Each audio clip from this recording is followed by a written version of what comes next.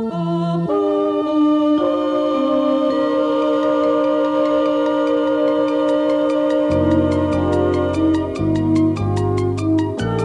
House Audiobooks presents The Holcroft Covenant by Robert Ludlum. Read for you by Robert Urich.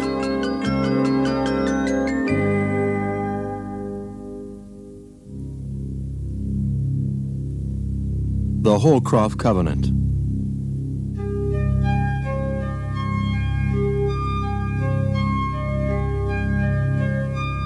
Attention, le train de 7 heures à destination de Zurich partira du quai numéro 12. The tall American in the dark blue raincoat glanced up at the cavernous dome of the Geneva railway station, trying to locate the hidden speakers. The expression on his sharp, angular face was quizzical. The announcement was in French, a language he spoke but little and understood less. Nevertheless, he was able to distinguish the word Zurich. It was his signal. He brushed aside the light brown hair that fell with irritating regularity over his forehead and started for the north end of the station. According to the plan, he was to walk down the ramp to the platform, count 7 cars from the rear, and board at the first entrance. Inside, he was to count again, this time 5 compartments, and knock twice on the 5th door. If everything was in order, he would be admitted by a director of La Grande Banque de Genève, signifying the culmination of 12 weeks of preparations. Preparations that included purposely obscured cablegrams, transatlantic calls made and received on telephones the Swiss banker had determined were sterile, and a total commitment to secrecy. He did not know what the director of La Grande Banque de Genève had to say to him, but he thought he knew why the precautions were deemed necessary. The American's name was Noel Holcroft, but Holcroft had not been his name at birth. He was born in Berlin in the summer of 1939, and the name on the hospital registry was Clausen. His father was Heinrich Clausen, master strategist of the Third Reich, the financial magician who put together the coalition of disparate economic forces that ensured the supremacy of Adolf Hitler. Heinrich Clausen won the country, but lost a wife. Athena Clausen was an American. More to the point, she was a headstrong woman with her own standards of ethics and morality. She gave her husband an ultimatum on a warm afternoon in August. Withdraw. Stand against the paranoics and the maniac before it was too late. In disbelief, the Nazi listened and laughed and dismissed his wife's ultimatum as the foolish ravings of a new mother. That night, the new mother packed herself and the new child and took one of the last planes to London, the first leg on her journey back to New York. A week later, the Blitzkrieg was executed against Poland. The 1,000-year Reich had begun its own journey. Holcroft walked through the gate, down the ramp, and onto the long concrete platform. 4, 5, 6, 7. Then he walked past successive closed doors until he reached the 5th. He knocked twice. Herr Holcroft. The voice behind the wood panel was firm but quiet. And although the 2 words were meant as a question, the voice was not questioning. It made a statement. Herr Manfredi? There were 2 clicks of a lock, followed by the sound of a sliding bolt. The door swung back. Ernst Manfredi was a short, rotund man in his middle to late 60s. He was completely bald, with a pleasant, gentle face. But the wide blue eyes, magnified beyond the metal frame glasses, were cold. Come in, Herr Holcroft, said Manfredi, smiling. Then his expression changed abruptly. The smile disappeared. Do forgive me. I should say Mr. Holcroft. The Herr may be offensive to you. My apologies. None necessary, replied Noel, stepping into the well-appointed compartment. There was a table, 2 chairs, no bed in evidence. The walls were wood-paneled. Dark red velvet curtains covered the windows. On the table was a small lamp with a fringed shade. We have about 25 minutes before departure, the banker said. It should be adequate. He took his seat and leaned back in the chair. I must apologize once again. I'll need your identification. Your passport, please, and your international driver's license.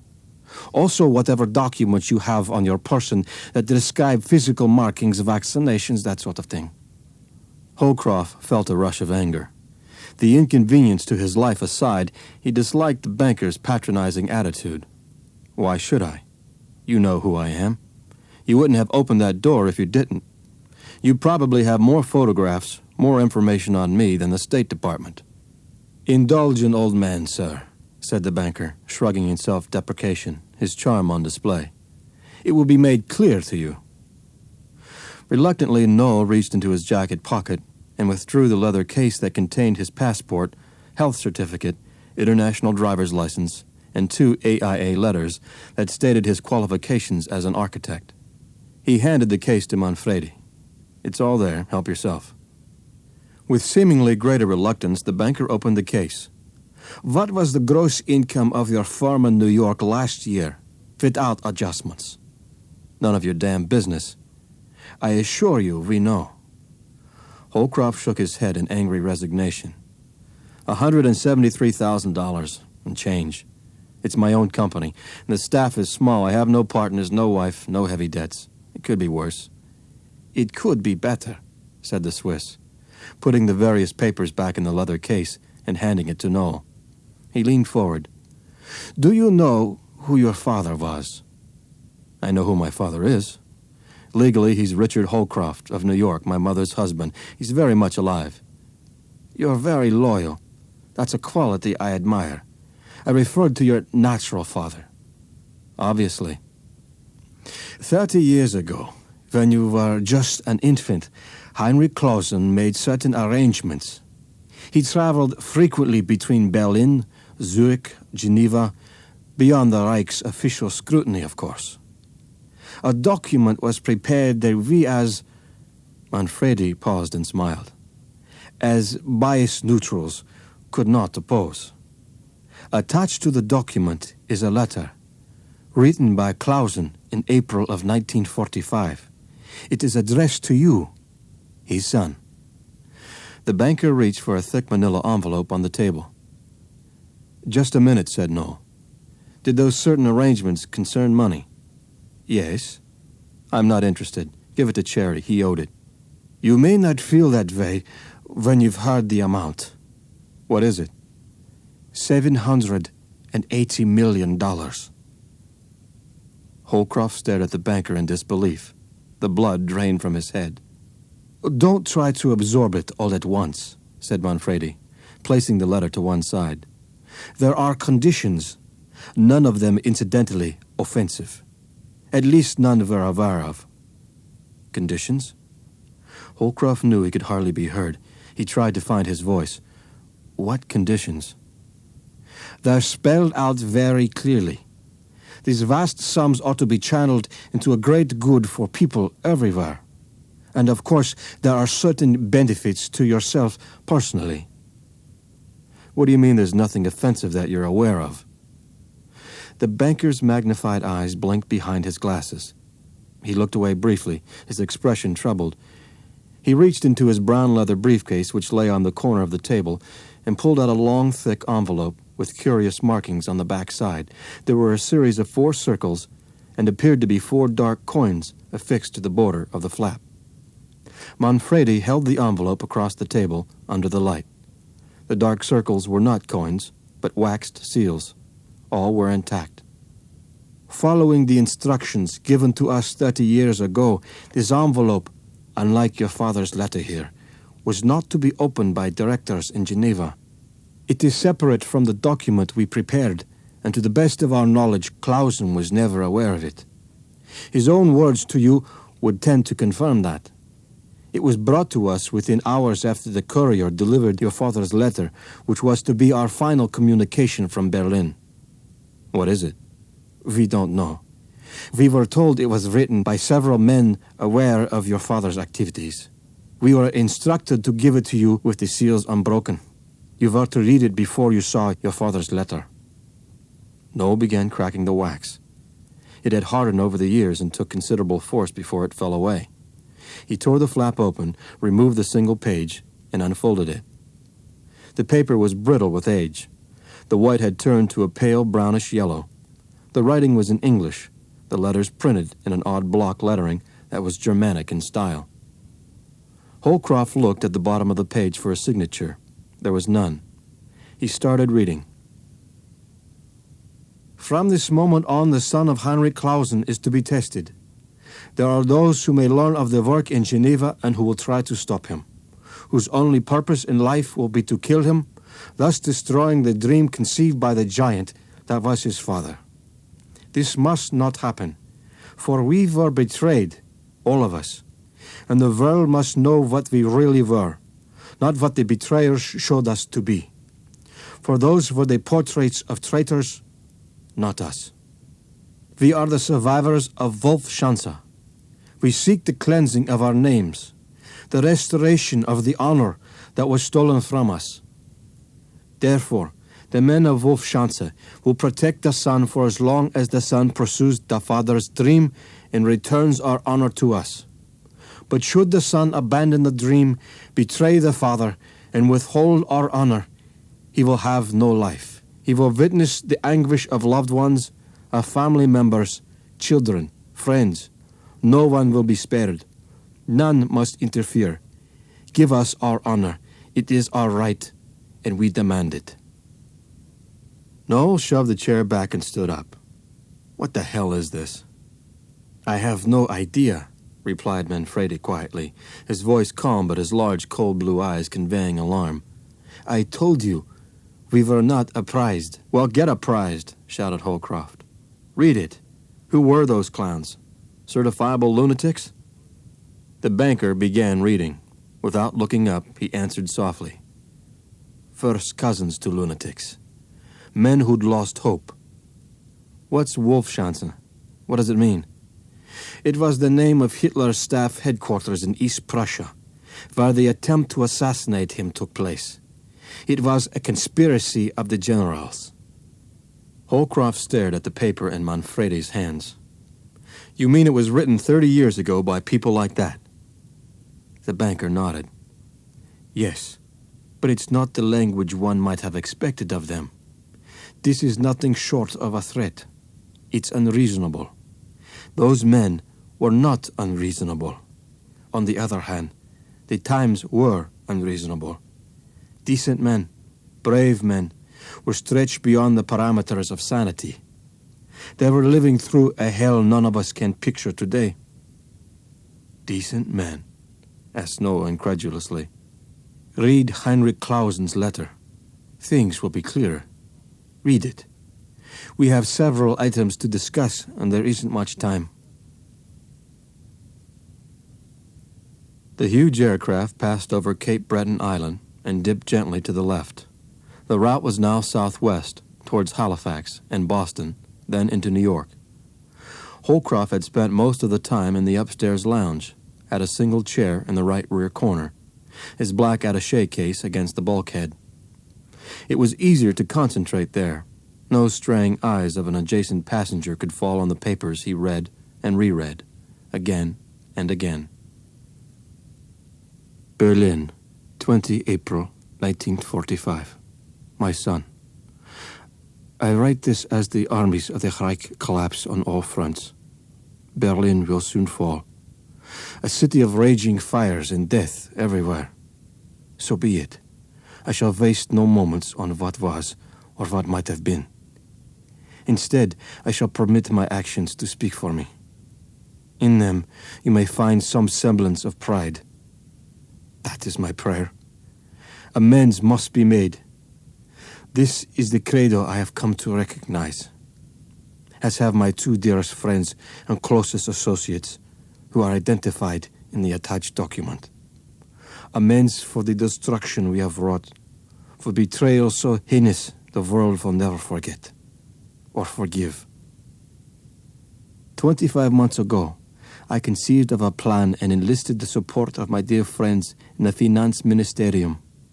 Their support was willingly given. Our objective was to divert extraordinary sums of money into neutral Switzerland, funds that could be used one day to give aid and succor to those thousands upon thousands whose lives were shattered by unspeakable atrocities, committed in Germany's name by animals, who knew nothing of German honor. We now know about the camps. The names will haunt history.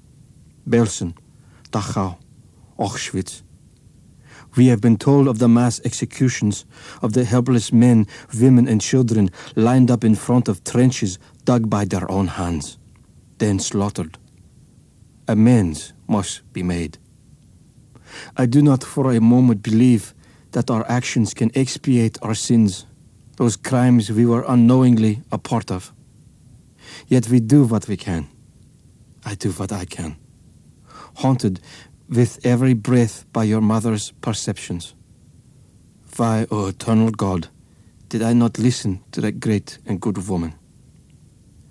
Using the Finanzministerium, we appropriated funds from hundreds of sources within the Reich and to the great extent beyond, throughout Germany's ever-expanding borders. Taxes were diverted, enormous expenditures made from the Ministry of Armaments for non-existent purchases, Wehrmacht payrolls rerouted, funds from expropriated estates and from the great fortunes, factories, and individually held companies did not find their way into the Reich's economy, but instead into our accounts. No plan can be termed a success unless the objective is secured permanently. We have endeavored to do this through the conditions put forth in the attached document. Answer my prayer. Help us atone. Amends must be made. This is our covenant, my son, my only son, whom I have never known, but to whom I have brought such sorrow. Abide by it, honor it, for it is an honorable thing I ask you to do. Holcroft put the letter face down on the table and glanced out the window at the blue sky above the clouds. The writing was maudlin. The words were from another era, melodramatic. It did not weaken the letter. Rather, it gave it a certain strength of conviction. Clausen's sincerity was unquestioned. His emotions were genuine. Noel reached down and opened his attaché case. He slipped the pages of the letter into a compartment and pulled out the document from La Grande Banque de Genève. It was encased in a leather cover, folded in the manner of a last will and testament, which it was, and then some. He leaned back in the chair and unfastened the clasp that allowed the cover to unfold, revealing the first page of the document. The identities of Clausen's two associates in the massive theft were Erich Kessler and Wilhelm von Thibault. The names were vital, not so much for identifying the two men themselves, as for seeking out and contacting the oldest child of each. It was the first condition of the document. Although the designated proprietor of the numbered account was one Noel C. Holcroft, American, funds were to be released only upon the signatures of all three oldest children, and then only if each child satisfied the directors of La Grande Banque that he or she accepted the conditions and objectives set forth by the original proprietors with respect to the allocation of the funds. However, if these offspring did not satisfy the Swiss directors or were judged to be incompetent, their brothers and sisters were to be studied and further judgments made. If all the children were considered incapable of the responsibility, the millions would wait for another generation. An international agency was to be established in Zurich, which would serve as headquarters for the dispersal of the funds.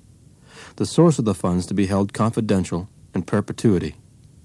The final conditions of the document were no less startling than anything that preceded them.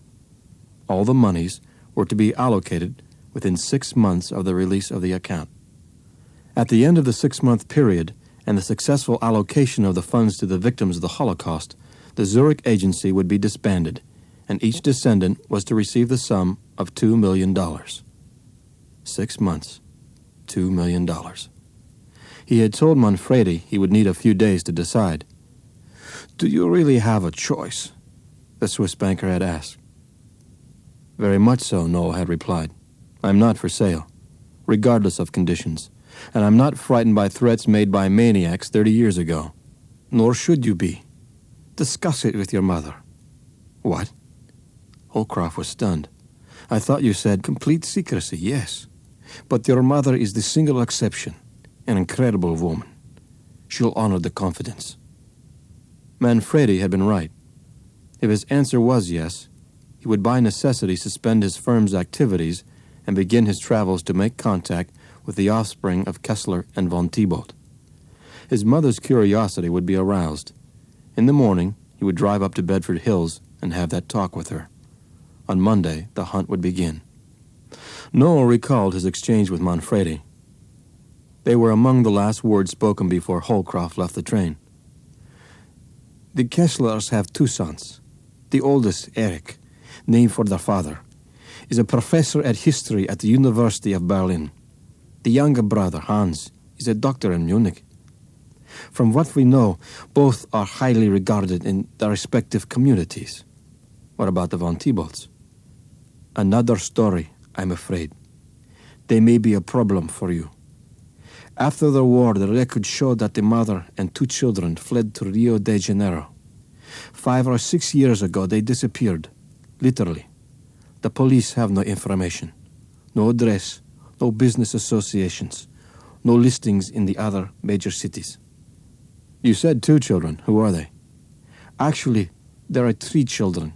The youngest, a daughter, Helden, was born after the war in Brazil, obviously conceived during the last days of the Reich.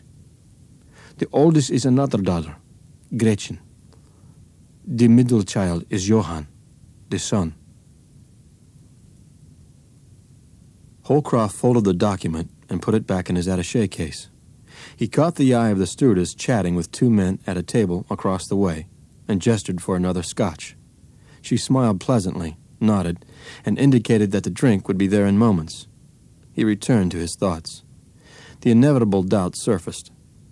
Was he prepared to commit what amounted to a year of his life to a project so immense that his own qualifications had to be examined before the children of Kessler and von Thibault were examined, if indeed he could find the latter?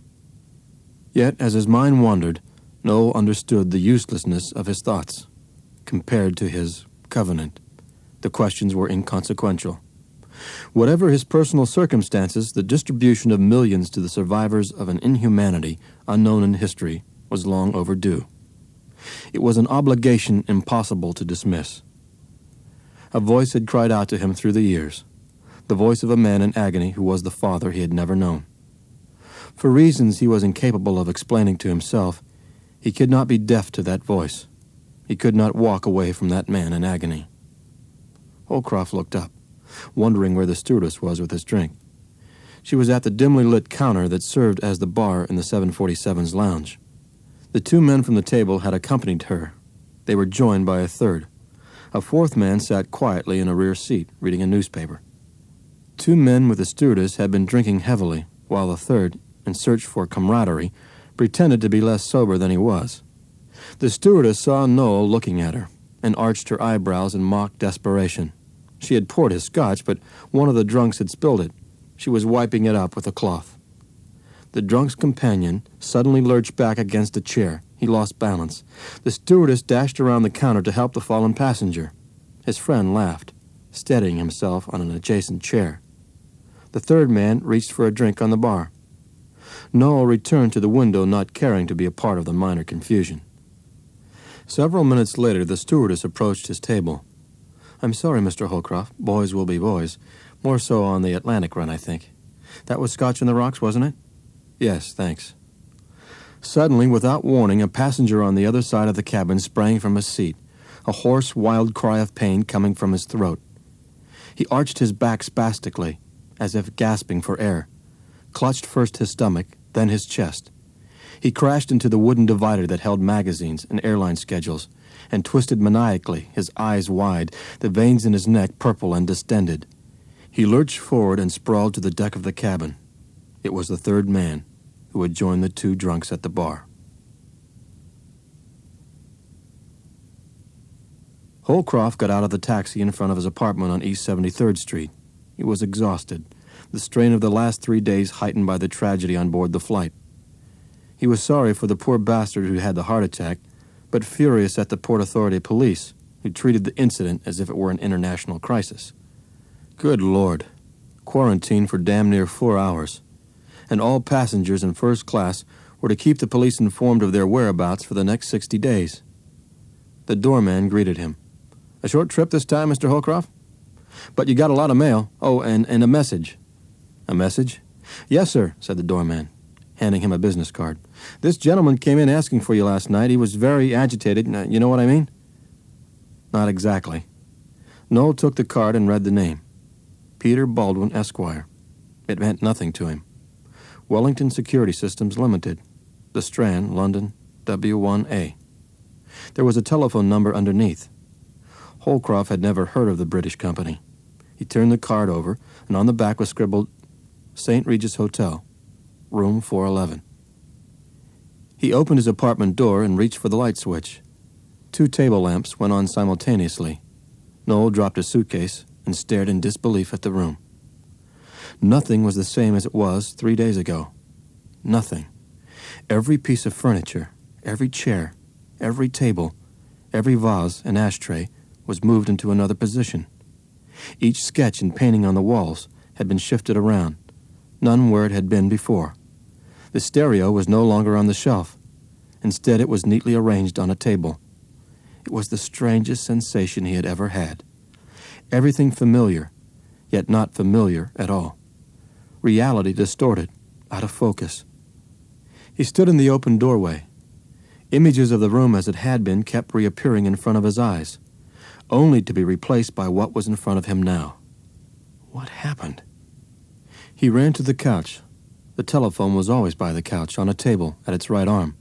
But the couch had been moved, and the telephone had not been moved with it. He spun around toward the center of the room. Where was the table? It was not there. An armchair was where the table should be. The telephone was not there either. Where was the telephone? Where was the table? Where the hell was the telephone?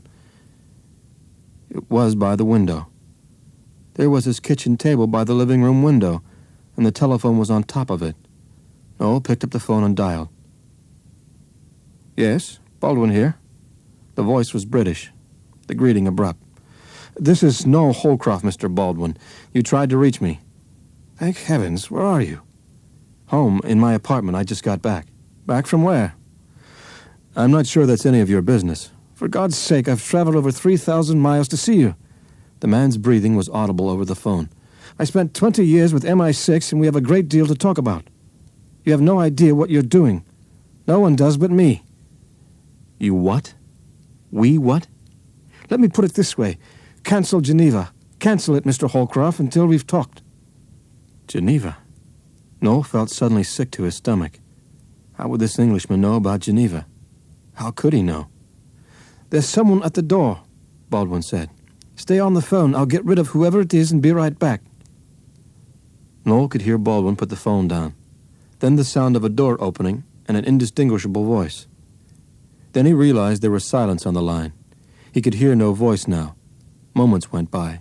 The Englishman did not return. "Baldwin? Where are you, Baldwin?" There was a click. The line went dead. MI6? A branch of British intelligence? If he remembered correctly, MI5 was the section that dealt with domestic matters. 6 concerned itself with problems outside the country. The English CIA, as it were. Good God. Did the British know about the Geneva document? Was British intelligence aware of the massive theft of 30 years ago? On the surface, it would appear so. Yet that was not what Peter Baldwin had implied. You have no idea what you're doing. No one does but me. Holcroft walked toward the bedroom door, then instinctively stopped and turned. Something had caught his eye, something he had not noticed before. The center drawer of the small writing desk was open. He looked closer. Inside the drawer was a sheet of paper. His breathing stopped as he stared at the page below. It couldn't be. It was insane. The single sheet of paper was brownish yellow, with age.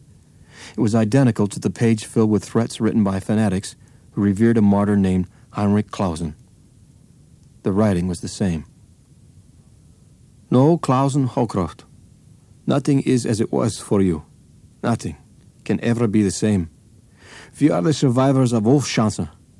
Those of us who live will dedicate our lives and bodies to the protection of the man's dream.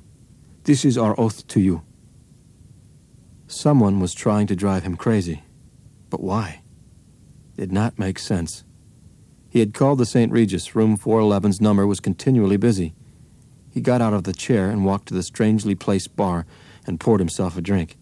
He looked at his watch. It was 1:50. He had 10 minutes to wait. The Geneva bank could be reached at 2 a.m. New York time. He carried his glass back to the chair in front of the window. On the way, he passed his FM radio. It was not where it usually was, of course. That was why he noticed it. Absently, he turned it on. The rat-tat-tatting beneath an announcer's voice indicated one of those all-news stations. Police have cordoned off the hotel's entrances. Our reporter, Richard Dunlop, is on the scene, calling in from our mobile unit. Come in, Richard. What have you learned? There was a burst of static, followed by the voice of an excited newscaster. The man's name was Peter Baldwin, John. He was an Englishman, arrived yesterday, or at least that's when he registered at the St. Regis.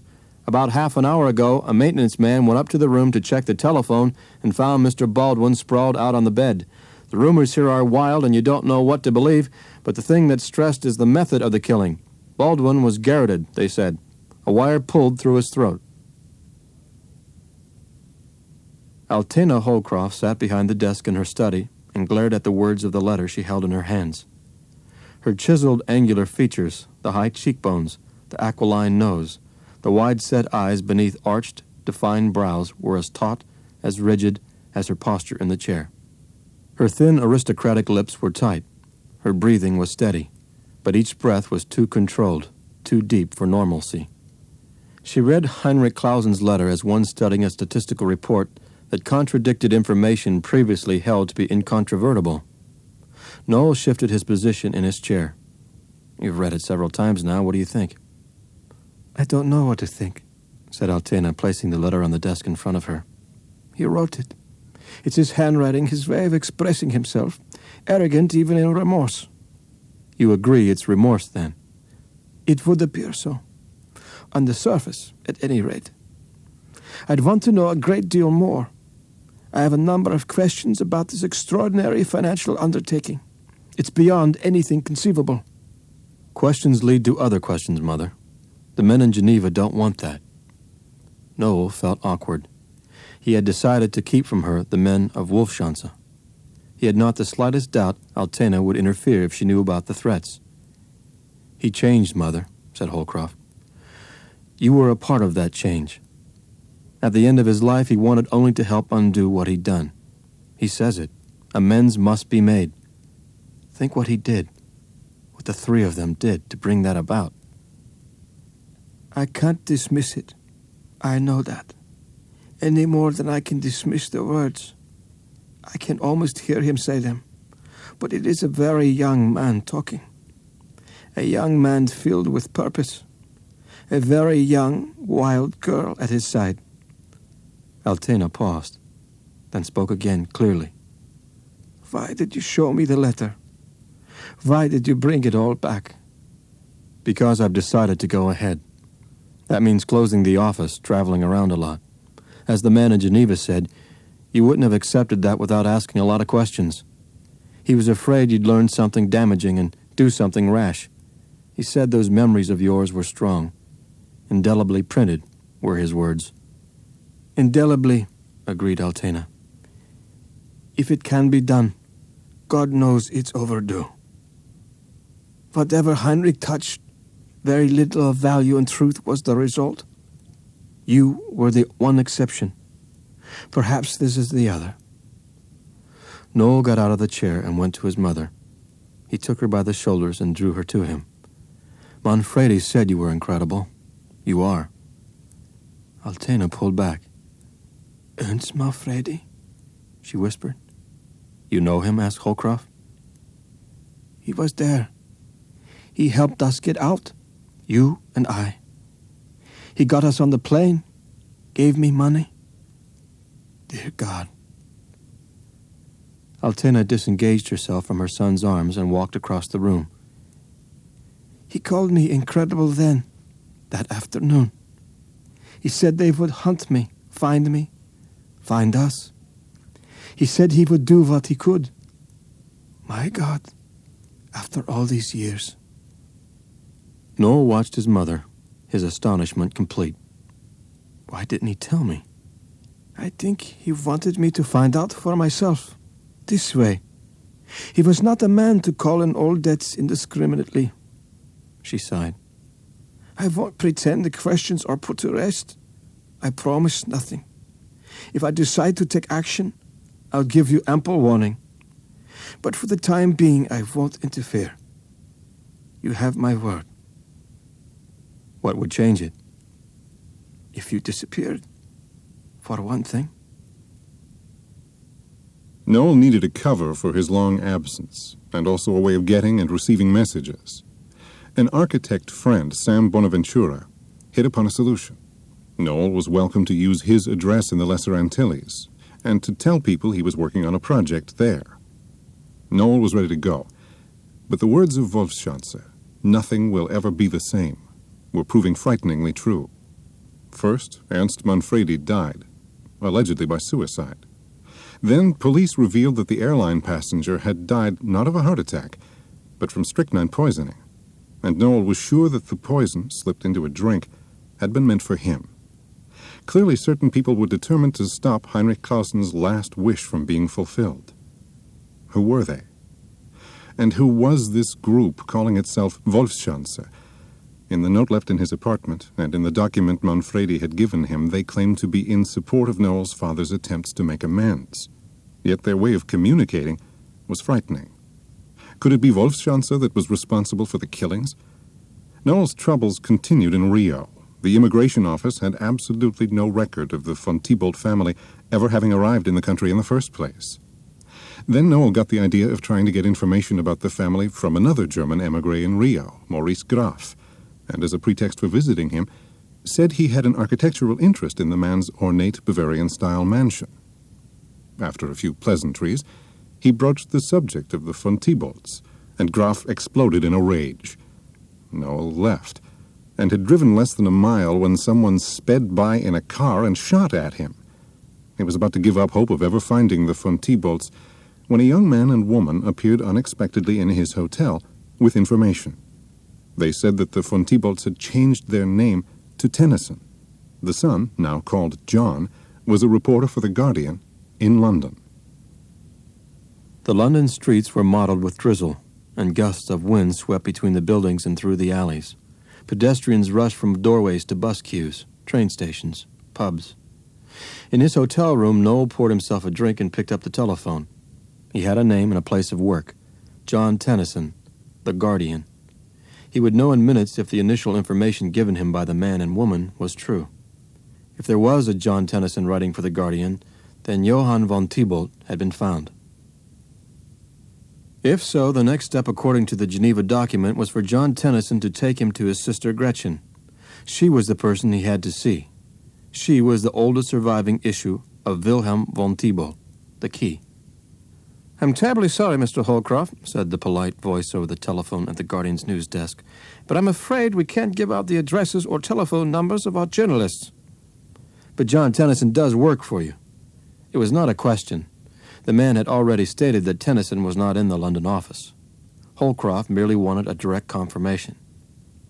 "Mr. Tennyson is one of our people on the continent." "How can I get a message to him? Immediately. It's urgent." The man at the desk seemed to hesitate. "That would be difficult, I think. Mr. Tennyson moves around a great deal."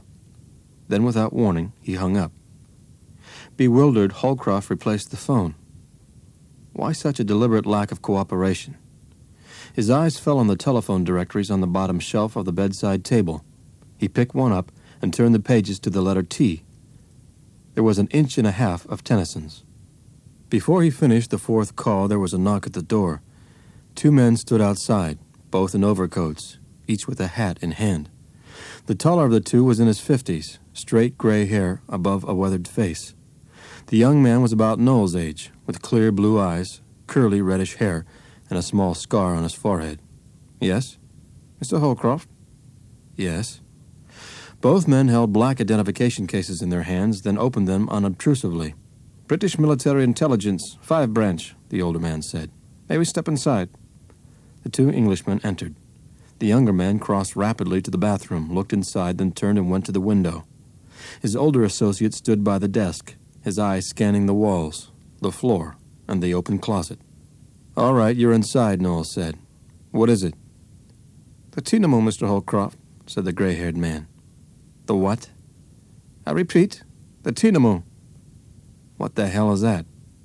According to the Standard Encyclopedia, the tinamou is a ground-dwelling bird whose protective coloring makes him indistinguishable from his background. His short bursts of flight take him swiftly from one location to another. Well, that's very enlightening, but I haven't the vaguest idea what you're talking about. May I give you some advice? The older man spoke crisply, with an edge to his voice. Sure, I probably won't understand it anyway. You'd do far better cooperating with us than not. It's possible you're being used, but frankly, we doubt it. However, if you help us now, we're prepared to assume that you were being used. I believe that's eminently fair. I was right, said Holcroft. I don't understand you. May we ask why you're trying to find John Tennyson? No. You've stated both here and in Rio de Janeiro that a sum of money is involved. Jesus. We think you're trying to deliver a sum of money, continued the Englishman. If the ground rules are followed, it amounts to 3/4 of the full payment. For what? For an assassination. Assassination? Yes. In the databanks of half the civilized world, the tinamou has a single description. Assassin. Master assassin, to be precise. And we have every reason to believe that Johann von Thibault, alias John Tennyson, is the tinamou. Noel was stunned. An assassin. Good God, was that what Peter Baldwin had been trying to tell him? Listen to me, he said. I've told you the truth. I don't know anything about any tinamou, any assassin. My business is with the von Thibault family, not a particular member of the family. I was trying to find Tennyson because I was told he was von Thibault and worked at the Guardian. That's all there is to it. If so, said the red-haired man, perhaps you'll explain the nature of your business. I'll tell you what I can, which isn't a great deal. It is confidential, and it does concern money. Noel took a deep breath. The von Thibaults were left an inheritance. Don't ask me by whom, because I don't know, and the lawyer won't say. The look in the older man's eyes seemed to soften. I see, he said. It's quite possible we drew the wrong conclusions, but I think you'll agree the service facts led us to them. We may owe you an apology. It's okay, Noel replied. But now I'm curious. This tinamou. How do you know it's von Thibault? We're not certain, replied the gray-haired agent. We were hoping you'd provide that certainty. But why Tennyson? I guess I should tell the lawyer in New York. No, interrupted the Englishman. Don't do that. You must not discuss this with anyone. Holcroft paused. All right, I won't call New York. I won't say anything, but I want information. We don't bargain. The younger man spoke offensively, cut off by a look from his associate. It's not a question of a bargain, said Noel. I said I'd reach a member of the family, and I think I should. Where can I contact Tennyson's sisters?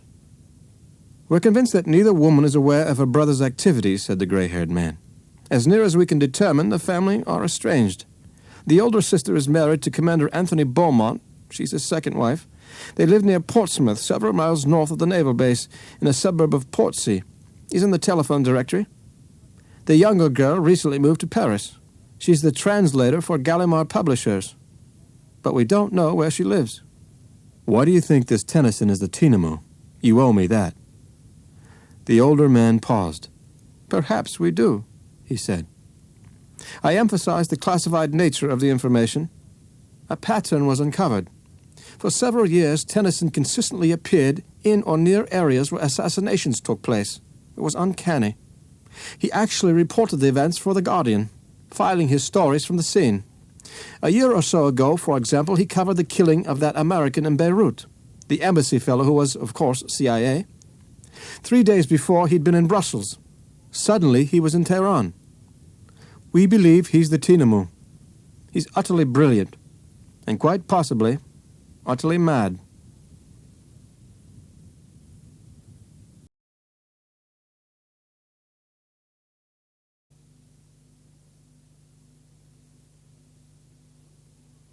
According to the car rental agency, Portsmouth was roughly 70 miles from London.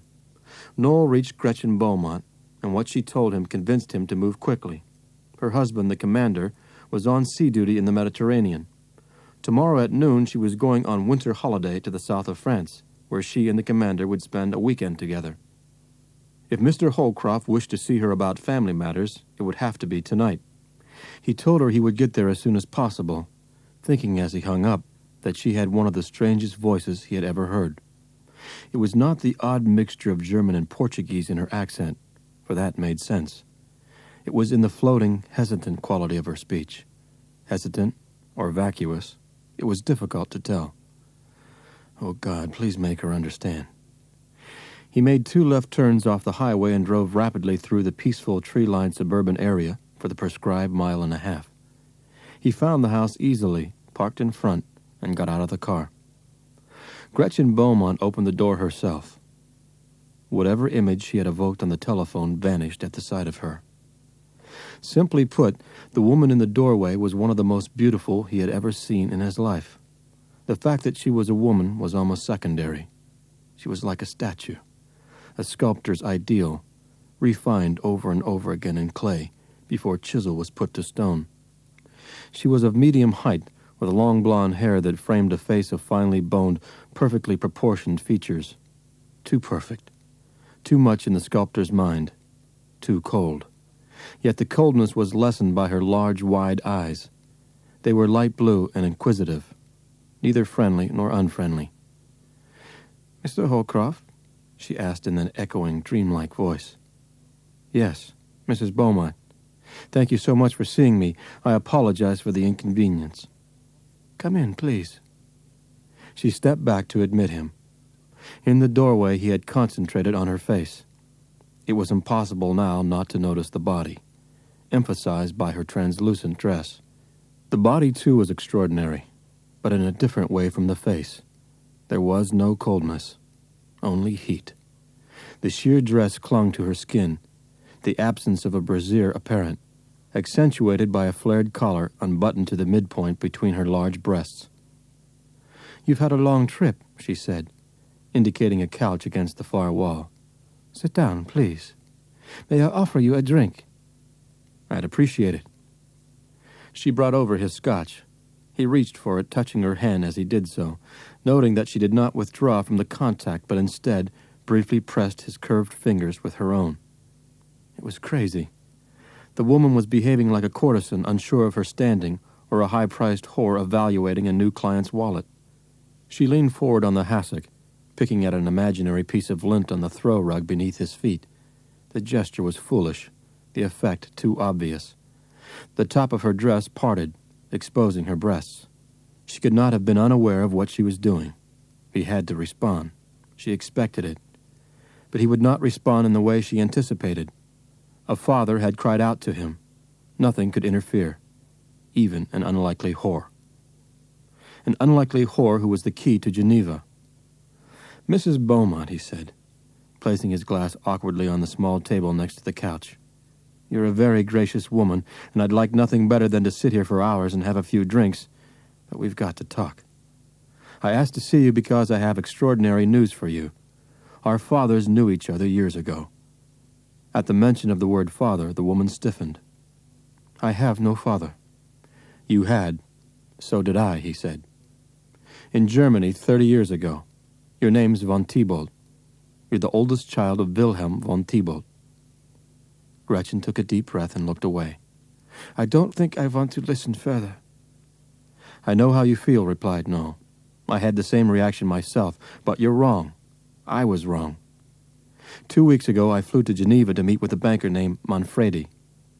He told it all, leaving out nothing save the men from Wolfschanze. He told it simply, even eloquently, hearing the conviction in his own voice, feeling the profound commitment in his mind, the stirrings of pain in his chest. "It all sounds so incredible," she said quietly, "but I really don't see why it should concern me." He was stunned at her calm, at her complete equanimity. She had listened to him in silence for nearly half an hour, heard revelations that had to be shattering to her, yet she displayed no reaction whatsoever. Nothing. "Haven't you understood a word I've said?"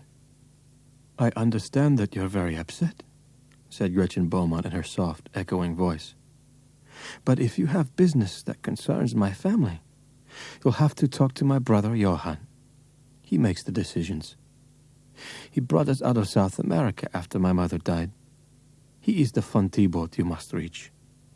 Noel suppressed his desire to yell at her. Instead, he inhaled silently, a sense of weariness and frustration sweeping over him. Johann von Thibaut was the one member of the family he had to avoid, but he could not tell Gretchen Beaumont why. "Where is he?" he asked rhetorically. "I don't know. He works for the Guardian newspaper in Europe." "Where in Europe?" "Again, I have no idea. He moves around a great deal." The commander's wife had risen from the hassock and unfastened the buttons of her dress. She whispered, "Tomorrow I go to the Mediterranean, to a man I loathe. Don't say anything. Give me tonight." He stood up, embracing her. She held his hand in hers, and together they walked toward the door of the bedroom. As they went inside, he heard the words, spoken in that eerie, echoing monotone. "Johann said a man would come one day and talk of a strange arrangement. I was to be nice to him and remember everything he said."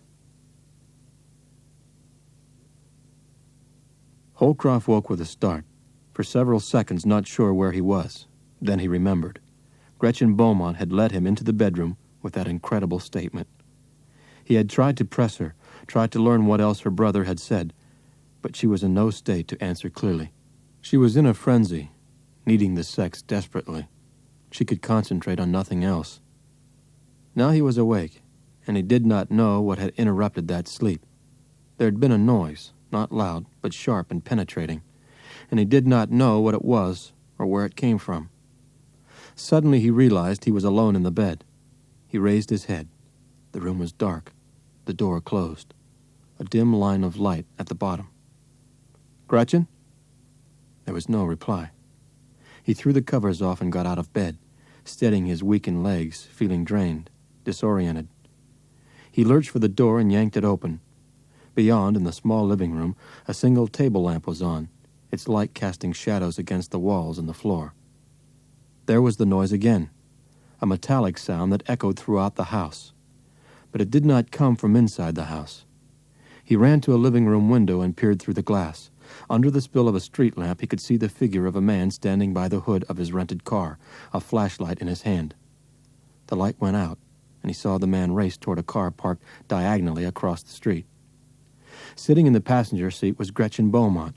Her eyes stared ahead through the windshield, her head nodding as if she were talking rapidly. Several lights went on in various houses across from the Beaumont residence.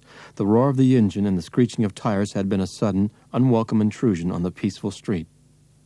Holcroft stepped back. He was naked, and he realized that being seen naked in Commander Beaumont's living room in the middle of the night while Commander Beaumont was away would not be to anyone's advantage, least of all his own.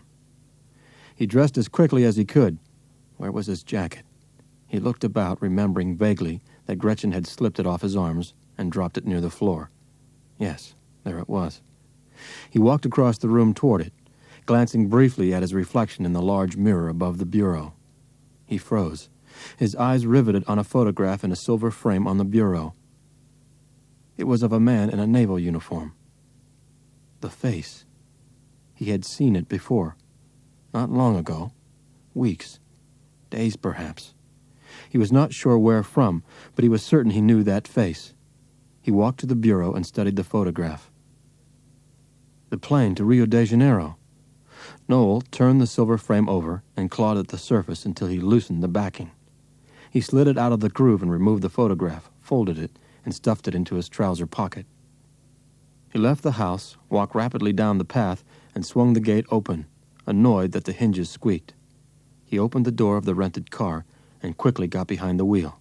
He turned the key in the ignition. Nothing. He turned it again, and again, and again. Nothing. The wires were cut, severed at their source with a surgeon's precision. No amount of simple splicing would start the car. It would have to be towed away. Whoever immobilized the car wanted him to stay where he was. It had to follow that others would come after him. He had to run, as far and as fast as he could, reach the highway, hitch a ride north, out of the area. He started up the block. Crossing the intersection, he began walking faster, then broke into a run. He tried to pace himself. There was a mile and a half before he reached the highway. He saw the lights before he heard the furious pitch of the engine. Directly ahead on the straight road, the glare of headlights came out of the darkness, drawing closer so rapidly that the automobile had to be traveling at a tremendous speed. Noel saw an opening to his right, a space between a line of waist-high hedgerow. He dived through it and rolled into the dirt beneath the shrubbery, wondering if he had been seen. The car raced by. He had not been seen. Then the sound of the roaring motor was replaced by the screeching of tires. He crawled halfway through the break in the hedge, his face turned to his left, his eyes focused on the block behind him. The car had stopped directly in front of the Beaumont house. 2 men leaped from the car and raced up the path. Noel could hear the squeaking of the gate hinges. There was no point in remaining where he was. It was the moment to run. Now he heard the tapping of the door knocker 100 yards away. He moved to his right on his hands and knees along the sidewalk, by another hedge, until he was in the shadows between the street lamps. He got to his feet and ran. He kept running straight ahead, up the dark tree-lined street, block after block, corner after corner, hoping to God he would recognize the first turn to the highway when he came to it. His breath became shorter and turned into pain-filled gasps. Sweat poured down his face, and the pounding in his chest became intolerable. The rapid cracks of his own footsteps on the pavement frightened him. It was the sound of a man running in panic in the middle of the night, and that man in panic was himself. Footsteps, racing footsteps. They were his, but more than his. Behind him, steady, heavy, gaining on him. There was someone running after him, someone running in silence, not calling his name, not demanding that he stop. He dared not turn, could not turn. He was going too fast, into light, into shadow. And his legs gave out. Tangled in the chaos and the terror of the chase, he plunged headlong onto the street, his face scraping the asphalt, his extended hands ice-like and stinging. He twisted over on his back, instinctively raising his feet to ward off his assailant, the silent, racing figure that shot out of the darkness and was suddenly over him. Everything was a blur. Only the thrashing outlines of arms and legs, silhouetted in the darkness, penetrated his sweat-filled eyes, and then he was pinned. An enormous weight was crushing his chest. A forearm, like a heavy iron bar, was across his throat, choking off all sound. The last thing he saw was a hand raised high, a dark claw in the night sky, a curved hand that held an object in it. And then there was nothing, only a huge chasm filled with wind. He was falling toward unseen depths in darkness. When Noel came to, he found he was not seriously hurt, and nothing was missing but the photograph he had taken from the silver frame. He hitchhiked back to London, where he called his friend Willie Ellis, a wealthy stage designer, to come and pick him up. He would have liked to rest for several days at Willie's comfortable house, but he had to find Helden von Thibault. She was his only hope now, if the covenant was to be fulfilled. Trying to elude his pursuers, he took a series of roundabout flights to Paris and immediately called her office at Gallimard. She agreed to meet with him, but only if he would first meet with a contact of hers in a Paris café. The contact, a solemn, dark-haired woman wearing glasses, noticed that he had been followed and hurried him away from the café and into her car. Sitting in the back seat, she shouted directions as he sped madly through unfamiliar streets into the countryside. Finally, she ordered him to stop in front of a small, thatched house at the edge of the forest. "Please turn around, Mr. Holcroft," said the woman, no stridency in her tone. He did so, and he stared through the shadows at the woman in the back seat. Gone were the black hair and the thick-rimmed glasses. Long blonde hair cascaded over her shoulders, framing a face, a very lovely face he had seen before. Not this face, but one like it. Delicate features modeled lovingly in clay before a chisel was put to stone. This face was not cold, and the eyes were not distant. There was vulnerability and involvement. She spoke quietly, returning his stare through the shadows. "I'm Helden von Thibault, and I have a gun in my hand. What do you want of me?"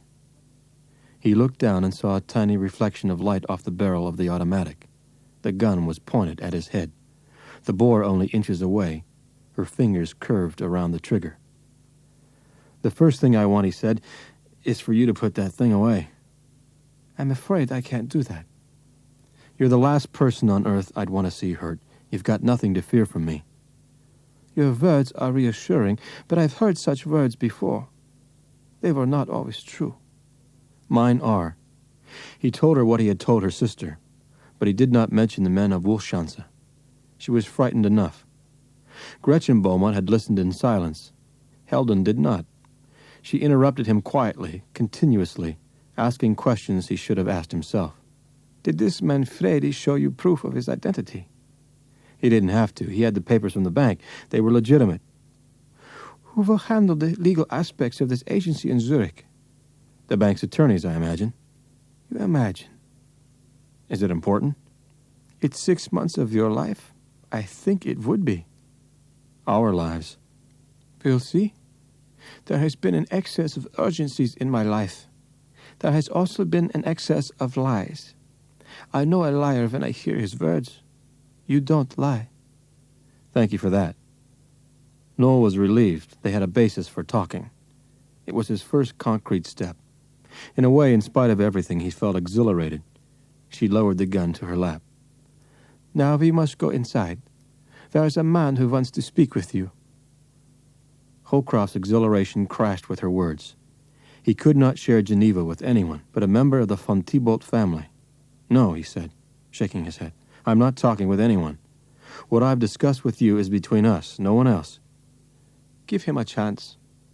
He must know that you don't mean to hurt me, or hurt others. He must be convinced that you are not a part of something else. Part of what? He'll explain. Inside the small room was like any other one might imagine in such a house deep in the French countryside, with one exception.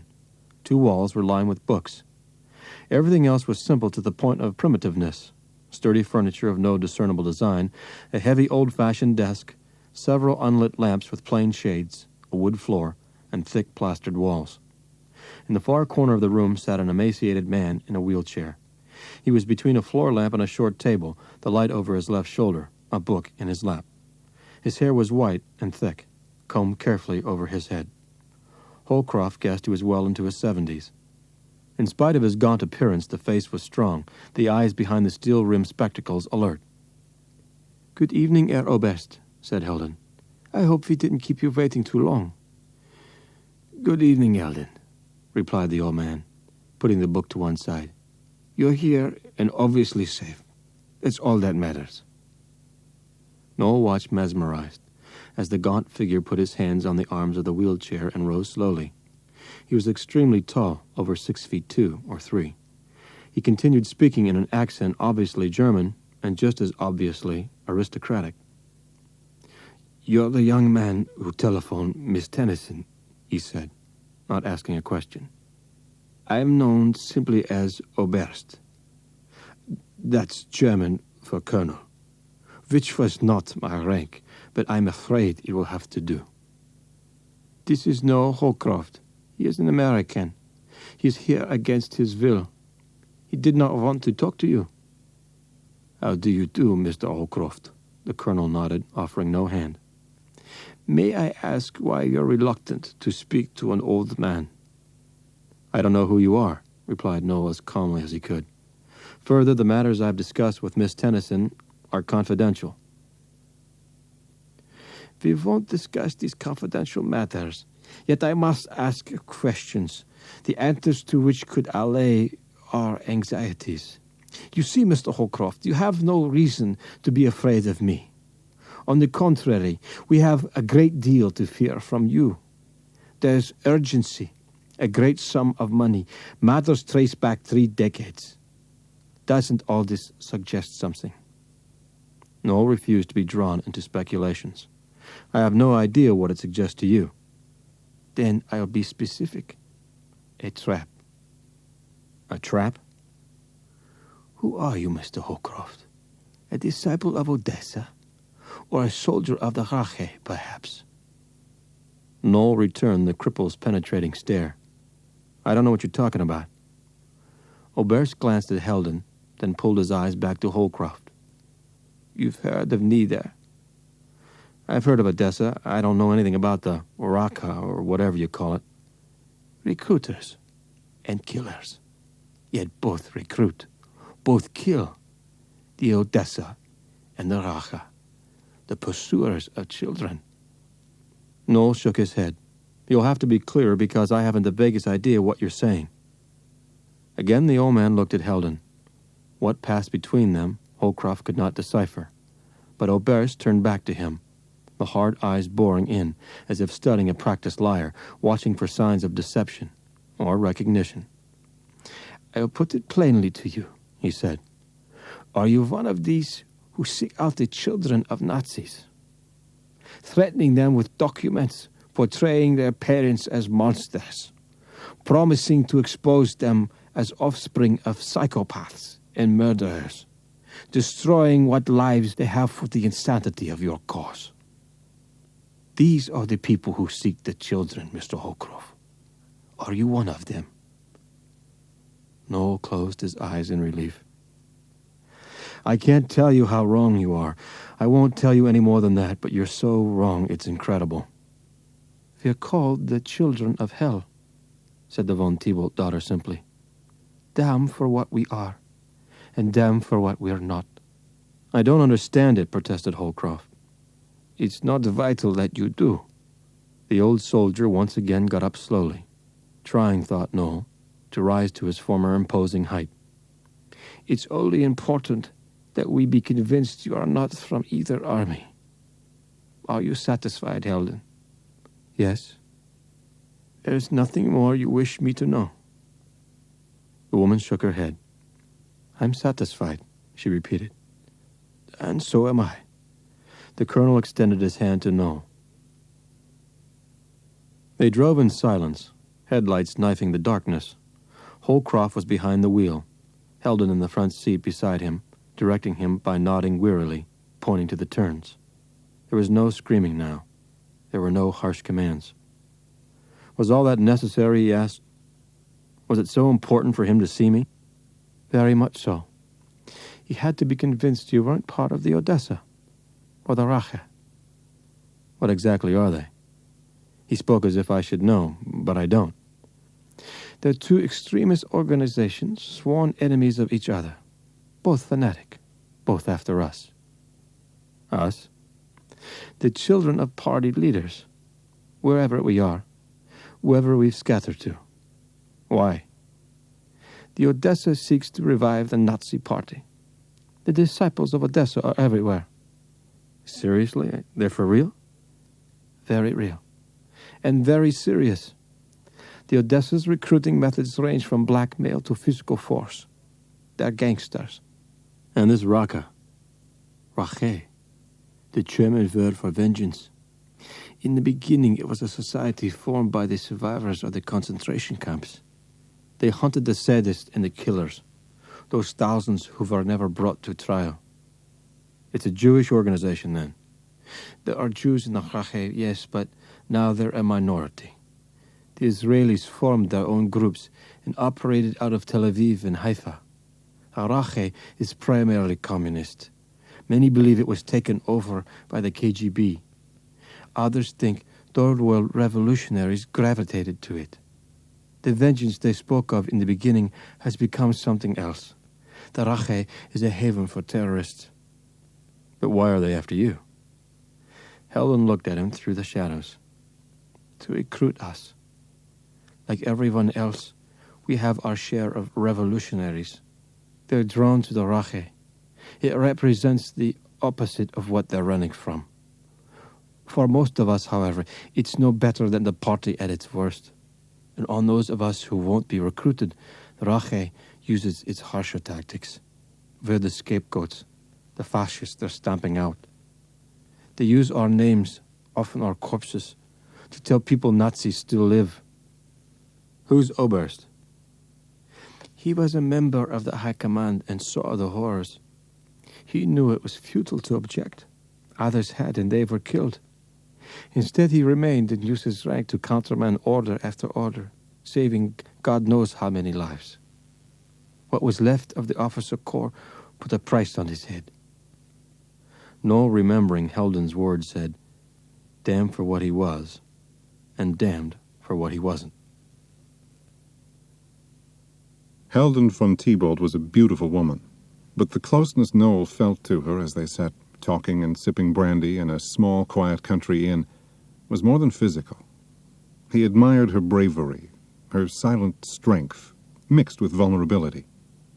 He longed to share with her the whole truth about what had been happening to him, including MI5's suspicions about the Tinamu and the threatening notes left for him by Wolfschanze. Maybe she would know if the mysterious Wolfschanze was somehow connected to Odessa and the Rache. He hesitated, though, not wanting to add to her own great worries. Still, they talked of nothing but the Covenant. "How did Gretchen react when you told her about Geneva?" asked Hilden. "As if it didn't matter." "Well?" "It could have been a diversion. She was too casual. She could have expected it and steeled herself. If you've heard about the document in Geneva, tell me what you've heard." "I know nothing. I've heard nothing." "I saw Beaumont 2 weeks ago on a plane to Rio. The same plane I took from New York. He was following me."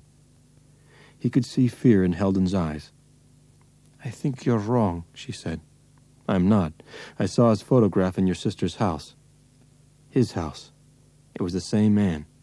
I stole that photograph and it was stolen from me, and someone beat the hell out of me for it." "Good Lord. You were beaten for his photograph?" "Nothing else was missing. Not my wallet or money or my watch, just his picture." It was the moment of truth, thought Noel. "Your sister said that her brother told her a man would come one day and talk of a strange arrangement. Those were her words." "A man would come one day? It doesn't make sense," she said. "Tell me about your brother." "Johann? What's there to say?" "Your sister told me he got the 3 of you out of Brazil. Was it difficult?" "There were problems. We had no passports, and there were men who tried to stop us from obtaining them. Men who wanted to bring Johann to trial." "For what?" "After Mother died, Johann took over her dress shop business. She never allowed him to do much when she was alive. Many people thought he was ruthless, even dishonest. He was accused of misrepresenting profits, withholding taxes. I don't think any of it was true. He was simply faster and brighter than anyone else." Now, thought Noel, MI5 meant nothing to him. Geneva was everything. He leaned forward. "I said in the cafe in Paris that I would tell you why the British questioned me. It's your brother. They think I'm trying to reach him for reasons that have nothing to do with Geneva." "What reasons?" "Have you ever heard of a man they call the Tinamu?" "The assassin? Certainly. Who hasn't?" "British intelligence thinks your brother may be the Tinamu." The expression on Hilden's face was arrested in shock. Finally, the words came. They were barely audible. "You can't be serious." "I assure you I am. What's more to the point, the British are." Hilden's eyes were angry. "Johann may be a number of things, but he's no killer. The viciousness starts again. The Nazi child is hounded." "Is Johann political?" "Very, but not in the usual sense. He doesn't stand for any particular ideology. Instead, he's highly critical of them all. He attacks their weaknesses. He's vicious about hypocrisy. That's why a lot of people in government can't stand him. But he's no assassin." If Hilden was right, Noel thought, Johann von Thibault could be an enormous asset to Geneva, or more specifically, to the agency that was to be established in Zurich. A multilingual journalist whose judgments were listened to, who had experience in finance, could be eminently qualified to dispense millions throughout the world. Holcroft smiled. A man would come one day and talk of a strange arrangement.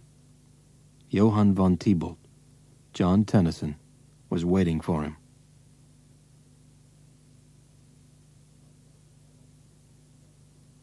Outside the small inn in the far corner of the parking lot, a dark sedan rested in the shadow of a tall oak tree. In the front seat were 2 men, one in the uniform of the English Navy, the other in a charcoal gray business suit, his black overcoat opened, the edge of a brown leather holster visible beneath his unbuttoned jacket. The naval officer was behind the wheel. His blunt features were tense. The eyebrows of his black and white hair arched just noticeably every now and then, as if prodded by a nervous tic. The man beside him was in his late 30s. He was slender, but not thin. His was the tautness that comes with discipline and training. The sculptured head was covered by a glistening crown of blonde hair that reflected the light of the distant parking lot lamps. Above this face, his hair had the appearance of pale yellow ice. "Are you satisfied?" asked the naval officer, obviously apprehensive. "There was someone following them in Paris," replied Johann von Thibault. "Considering the precautions taken since then, it's not surprising there's no one now. Helden and the other children are quite effective." "I run from idiots," said Commander Anthony Beaumont. "The Rache is filled with Marxist subhumans. When the time comes, the Rache will serve its purpose. Our purpose. But it's not the Rache I'm concerned with. I want to know who tried to kill him." Tennyson turned in the shadows, his cold eyes glaring. He slammed his hand on the top of the leather dashboard. "There they are." He sat forward. Through the windshield across the parking lot, he could see Noel and Helden coming out of the door. "Do the Colonel's children meet here frequently?" "Yes," answered Beaumont. "I learned it from an Odessa agent who followed them one night." The blond man coughed a quiet laugh. His words were scathing. "Odessa. Caricatures. Who weep in cellars over too many steins of beer. The laughable." There was a burst of static from a radio speaker beneath the dashboard. It was followed by 4 short, high-pitched hums. "There are telephone booths on the highway," Tennyson said. "Get me to one. Quickly." The Englishman pressed the accelerator to the floor. The sedan sped down the road, reaching 70 miles an hour in a matter of seconds. They came to an intersection. "If I'm not mistaken, there's a patrol station around here," said Beaumont. "Hurry." There it was at the side of the road, dark, no light in the windows. "Damn, it's closed." "What did you expect?" asked Tennyson. "Stop the car." Beaumont obeyed. The blond man got out and walked to the door of the station. He took out his pistol and broke the glass with a handle. A dog leaped up at him, barking and growling, fangs bared, jaws snapping.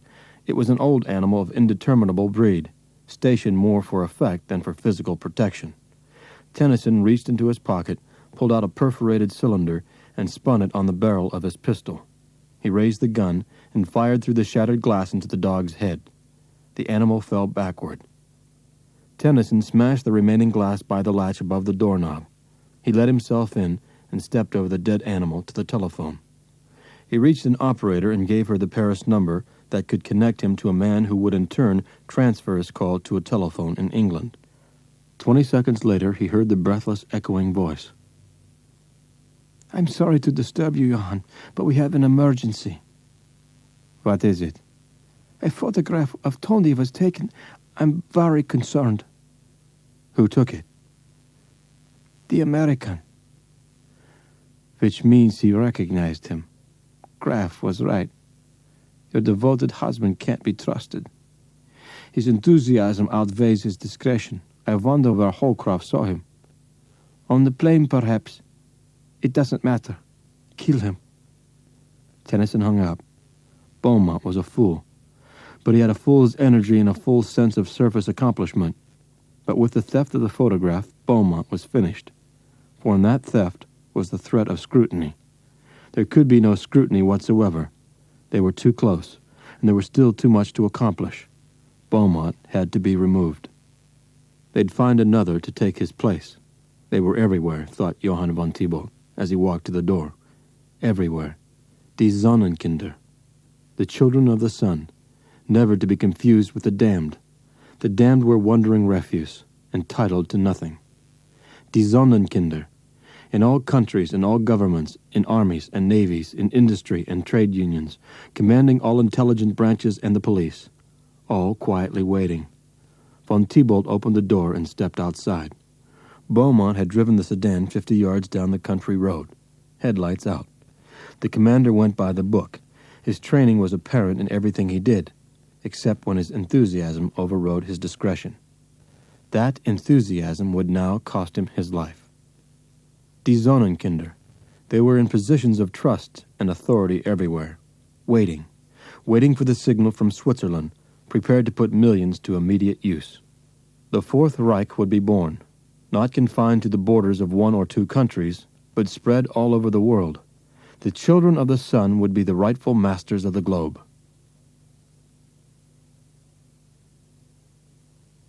As he got out of the taxi, Noel Holcroft looked over at the tinted glass window of the American Express office and was struck by a thought. Was the refusal to read him his messages over the phone a trap? A means of getting him to show himself? If so, it was a bit obvious, and no doubt a tactic of British intelligence. Noel smiled. He knew exactly what to say if the British picked him up. Heldon had convinced him that John Tennyson was no more an assassin than he was.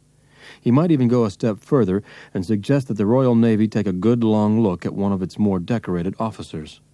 All the evidence pointed to the probability that Commander Anthony Beaumont was a member of Odessa, recruited in Brazil by a man named Graff.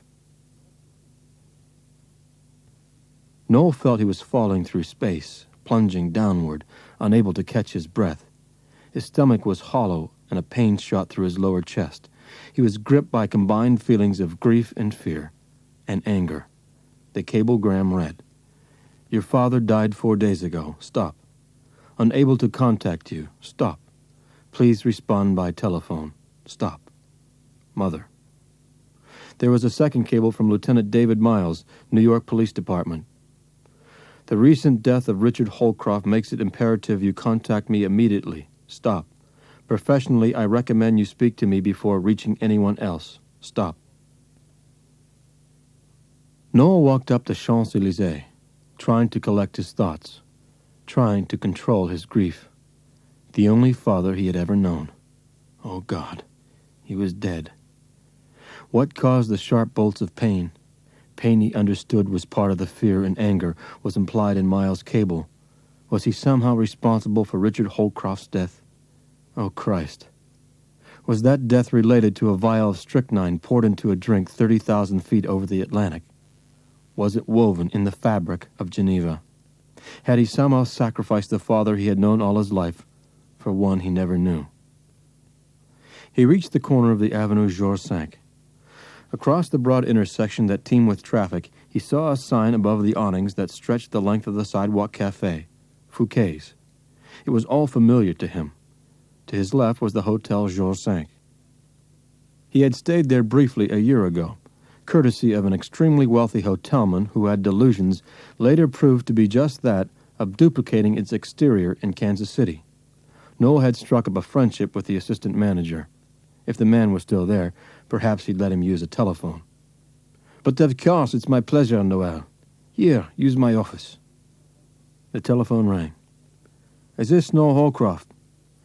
"Yes, I'm sorry you had trouble reaching me." "I won't waste time going into that," interrupted Lieutenant David Miles, "except to say you violated federal laws." "Wait a minute," broke in Noel angrily. "What am I guilty of? You found me. I'm not hiding." "It wasn't hard. Incidentally, your friend Bonaventura doesn't know. His cover for you didn't wash. He said you were in a boat out of Curacao, but Dutch immigration didn't have you in the territory." Miles paused. "I now make a formal request for your return to the city of New York. You are considered a prime witness in a homicide and intrinsic to our jurisdictional interrogations." "Sorry, but not now." "I didn't think you would, so let me try informally. It concerns your father." The terrible news was coming, and he could not help himself. He said the words quietly. "He was killed, wasn't he?" "Your father was in what can best be described as a very unusual accident. An old man from the Bronx lost control of his car near the Plaza Hotel. The car went wild, jumped the curb, and plunged into a crowd of people on the sidewalk. 3 were killed instantly. Your father was thrown against the wall. Actually, he was pinned, almost crushed." "You're saying the car aimed for him?" "Hard to tell. There was mass confusion, of course." "Then what are you saying?" Miles hesitated. "That the car aimed for him." "Who was the driver?" "A 72-year-old retired accountant with an inflamed heart, a pacemaker, no family at all, and a license that expired several years ago. The pacer was shorted in the accident. The man died on the way to the hospital. I think the old guy was recruited. I think there was someone else in that car, probably in the back seat, holding a gun to his head." Holcroft listened to Altena's last words, stunned at her equilibrium. The funeral had been yesterday. "You do what you must, Noel. A good man died needlessly, foolishly, and that's the obscenity. But it's over. There's nothing either of us can do. There's something you can do for me. What's that? I'd rather you were someplace where you were out of sight, just for a few weeks. It's easy to be out of sight. I have a certain expertise in that. For 2 years after we left Berlin, you and I kept moving. Until Pearl Harbor, actually. The Bond's activities were too varied for comfort in those days. I didn't know that, said Holcroft, moved. There's a great deal... No matter. Richard put an end to it all. He made us stop running, stop hiding. I'll let you know where I am. How? His mother paused. Your friend in Curacao. I'll let him know.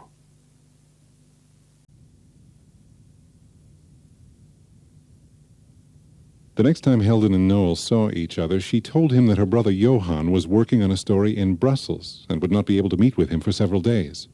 She said Johann had urged that Noel go on to Berlin without him to contact the third member of the Covenant, Professor Erich Kessler. Noel and Helden agreed that this was a wise suggestion. The longer they waited before making Heinrich Clausen's amends, the more senseless killings there were likely to be. But that afternoon, another frightening incident occurred. They were at a carnival in the town of Montereau, when Noel noticed that they were being followed. He attempted to elude their pursuer long enough to trap him and find out his identity.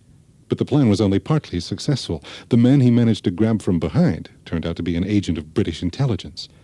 As they began talking, he heard screams. Helden was being captured by someone else. Who? Even the man from British intelligence didn't know. The agent helped Noel rescue Helden, but the captors got away, and the agent was shot in the process. As he was dying, he urged Noel and Helden to call MI5 and ask for an agent named Peyton Jones. Tell him to go back to the Baldwin file. Code Wolfschanze. It's Wolfschanze. The agent's head fell forward. He was dead. They sped north on the Paris highway as the late afternoon sun washed the countryside with rays of orange and cold yellow. Code Wolfschanze. It's Wolfschanze. Peter Baldwin had known about Geneva. Who was Peter Baldwin? Who was von Thibault? Tennyson? Are you afraid? He asked Helden. That's a foolish question. I think you know what I mean. Yes. She leaned her head back on the seat. You want to know if I'll run away? I guess that's it, will you? She did not reply for several moments, nor did he press her. I can't run away any more than you can.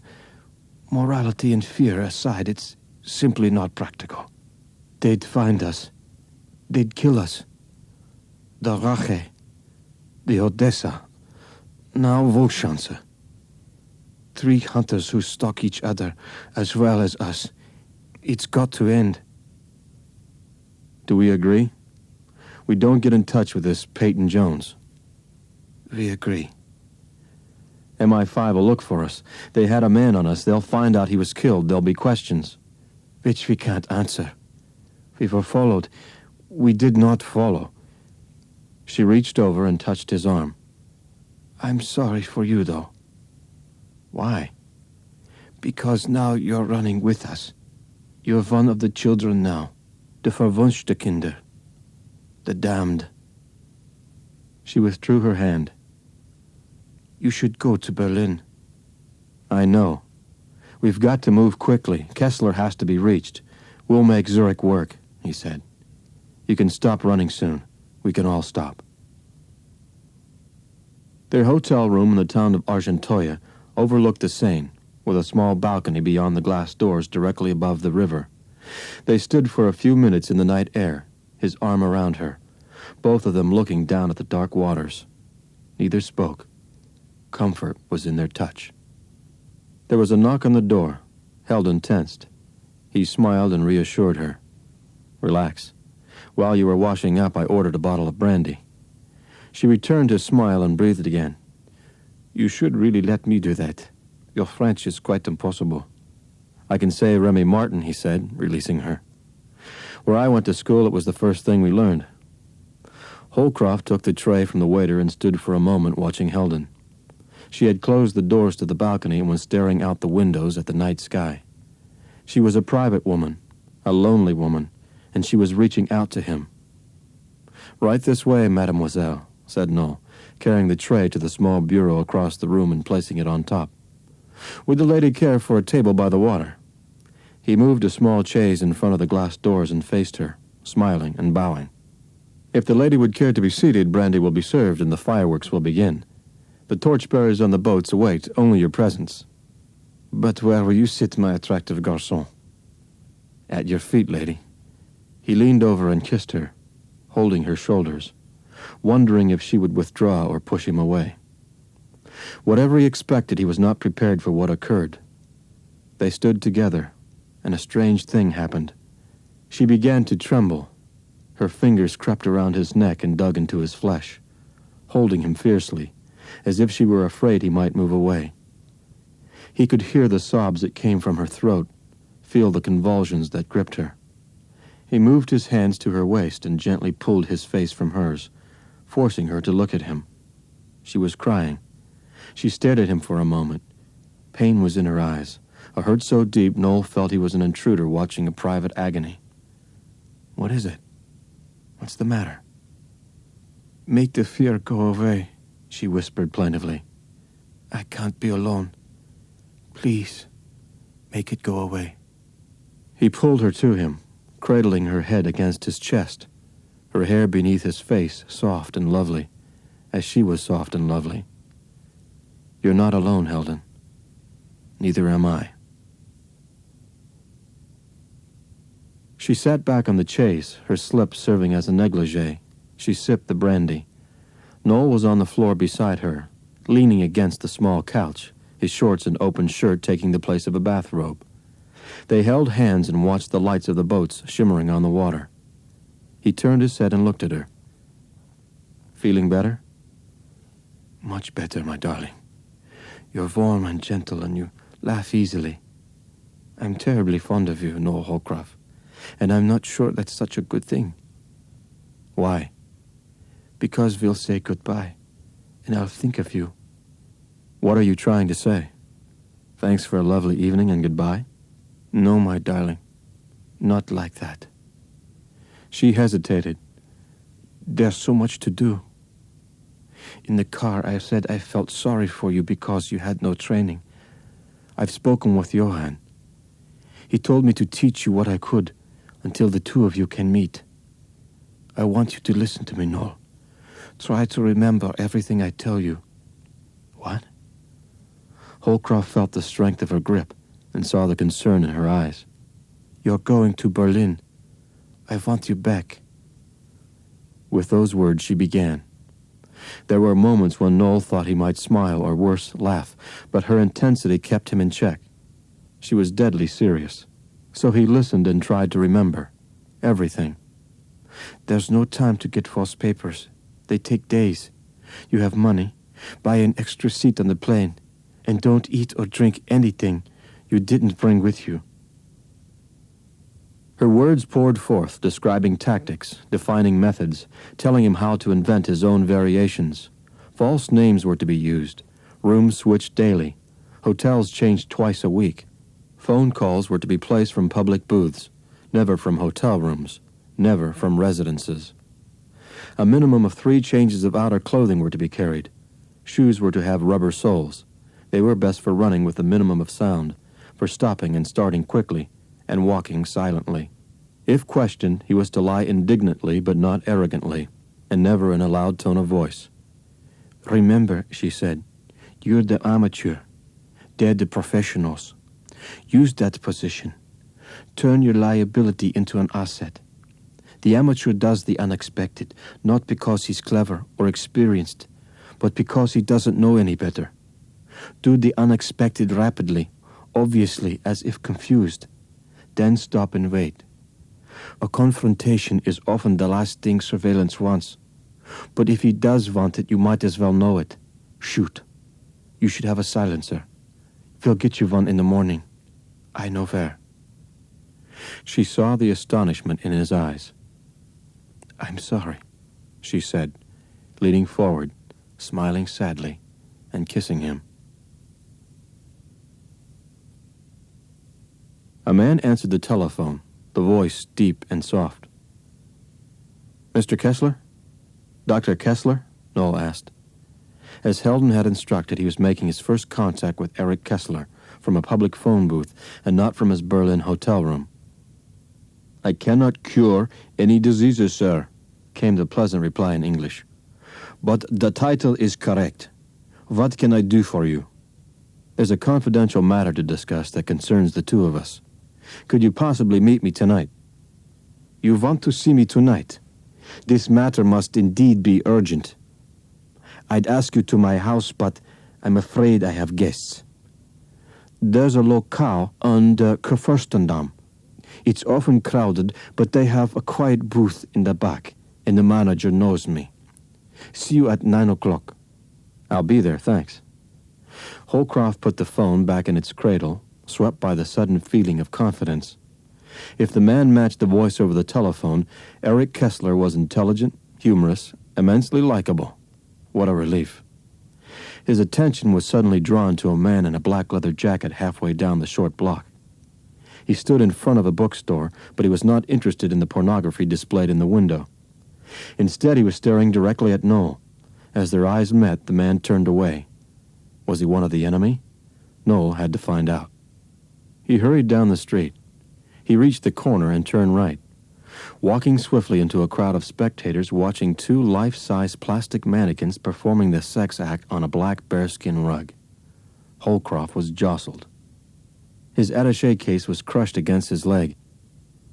His attaché case could be taken, the papers inside read by those who should never read them. He had not been totally stupid. He had removed Heinrich Clausen's letter and the more informative sections of the Geneva document. No figures, no sources, only the bank's letterhead and the names. Meaningless gibberish to an ordinary thief, but something else entirely to the extraordinary one. If he was being followed, he had to leave the case in a place where it would not be stolen. Where? Certainly not the hotel. Besides, he needed those papers for Eric Kessler. The pub on the Kurfürstendamm. Going there now would serve two purposes. On the way, he could see if he was actually being followed. Once there, he could either stay or leave his case with the manager. He pushed his way into the street, looking for an empty taxi, glancing behind him for signs of surveillance, for a man in a black leather jacket. There was a cab in the middle of the block. He ran toward it. As he entered, he spun around quickly, and he saw the man in the black leather jacket. He was not walking now. Instead, he was in the saddle of a small motorbike, propelling it along the curb with his left foot.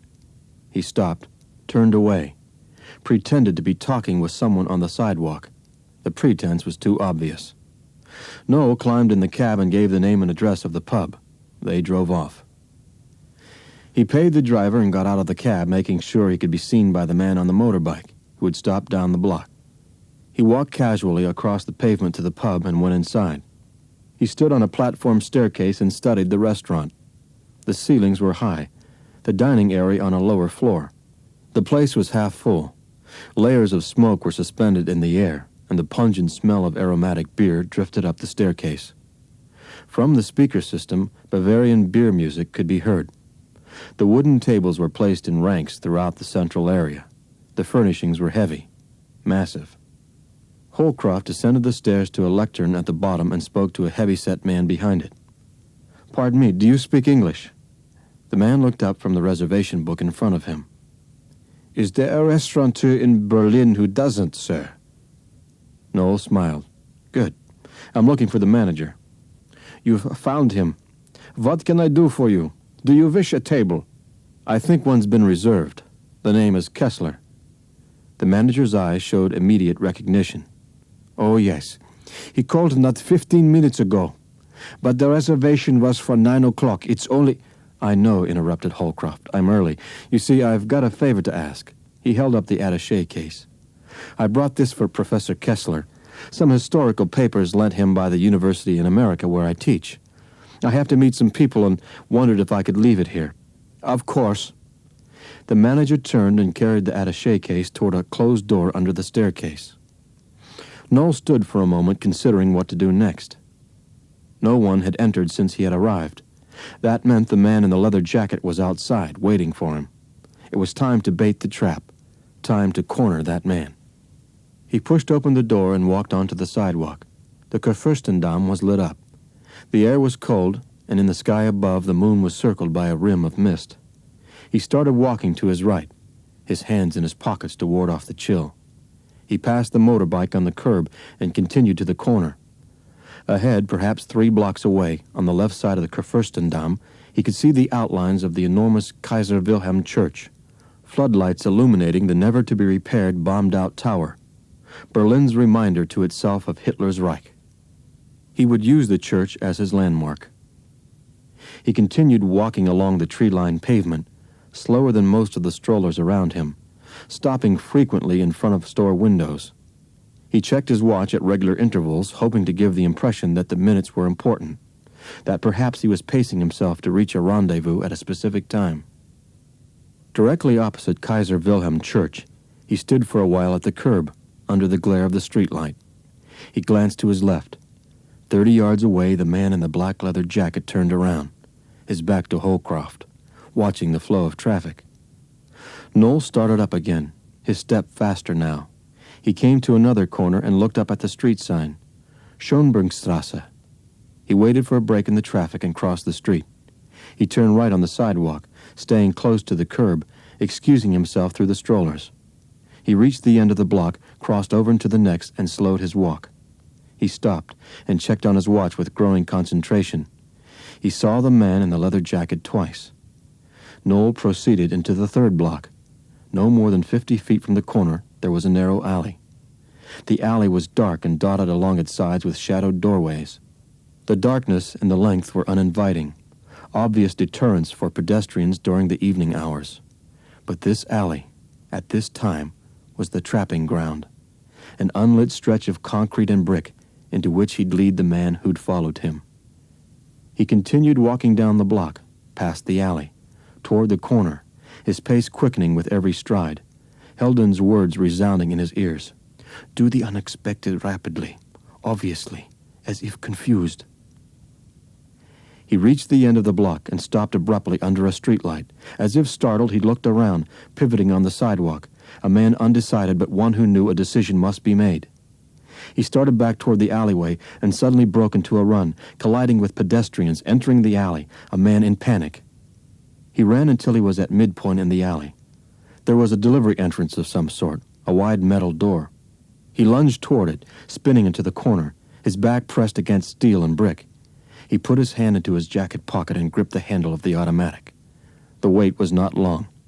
He could hear racing footsteps and thought as he heard them that the enemy too knew about rubber-soled shoes. The man ran by. Then, as if sensing a trick, he slowed down, looking about in the shadows.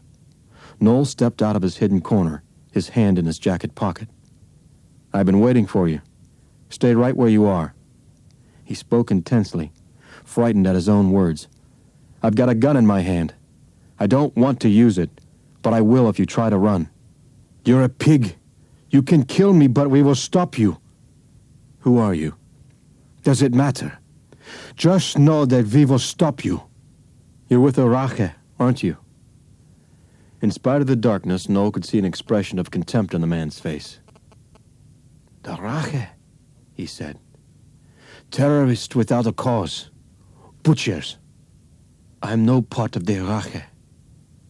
The Odessa, then? You'd like that, wouldn't you? What do you mean? You'll use the Odessa when the time comes. It can be blamed for so much. You can kill so easily in its name. I suppose the irony is that we'd kill the Odessa as quickly as you would. But you're the ones we want. We know the difference between clowns and monsters. Believe me, we'll stop you. You're not making sense. You're not part of the Volksschanze. You couldn't be. The man lowered his voice. But we are all part of Volksschanze, aren't we? In one way or another, he said, a challenge in his eyes. I say it again. You can't kill me, but another will take my place. Kill him, and another his. We will stop you. So shoot Clausen. Or should I say, son of Reichsführer, Heinrich Clausen. What the hell are you talking about? Who sent you? There is no way you can force that from me. We are not part of your plan. Holcroft took the gun from his pocket and stepped closer. What plan? He asked, hoping to learn something, anything. Geneva. What about Geneva? It's a city in Switzerland.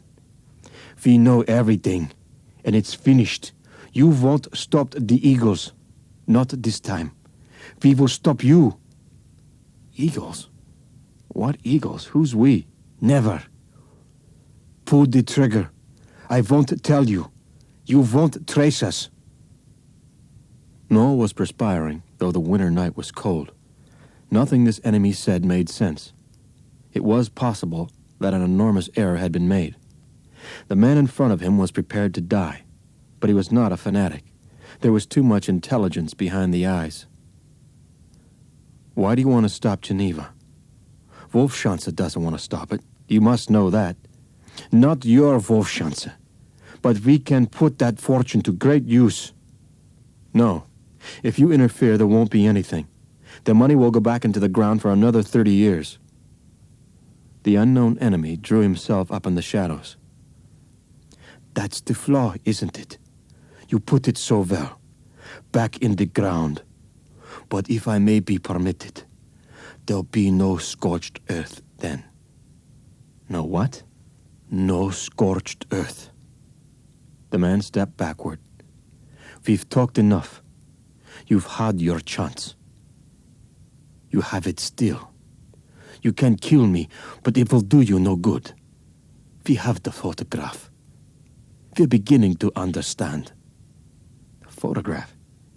In Portsmouth? You? A most respected commander in the Royal Navy. It was interesting that you should take it. For Christ's sake, who are you? One who fights you, son of Heinrich Clausen. The man turned slowly and began walking. It was more than Noel could stand. Stop, he yelled, pursuing the man.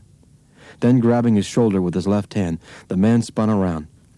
We have nothing further to say. Yes, we do. We're going to stay here all night if we have to. You're going to tell me who you are and where you came from and what the hell you know about Gretchen and Beaumont and... It was as far as he got. The man's hand shot out, his fingers clasping Noel's right wrist, twisting it inward and downward as his right knee hammered into Holcroft's groin. Noel doubled forward in agony, but he would not let go of the gun. He shoved his shoulder into the man's midsection, trying to push him away, the pain in his testicles spreading up into his stomach and chest. The man brought his fist crashing down into the base of Holcroft's skull, sending shock waves through his ribs and spine. But he would not relinquish the gun. Noel gripped it as if it were the last steel clamp on a lifeboat. He lurched up, springing with what strength he had left in his legs, wrenching the automatic away from the man's grip. There was an explosion. The man's arm fell away, and he staggered backward, grabbing his shoulder. He had been wounded, but he did not collapse. Instead, he braced himself against the wall and spoke through gasps of breath. We'll stop you. We'll take Geneva. With those words, he propelled himself down the alley, clawing at the wall for support. Later that night, the blond man sat rigidly behind the desk in Kessler's library. His eyes were furious, his voice strained and intense as he spoke. Tell me again. Every word. Leave nothing out. What's the point? Replied Kessler. We've gone over it 10 times. I've remembered everything. Then we shall go over it 10 times more, said Johann von Thibault. Who was he? The answer's in what that man said to Holcroft in the alley.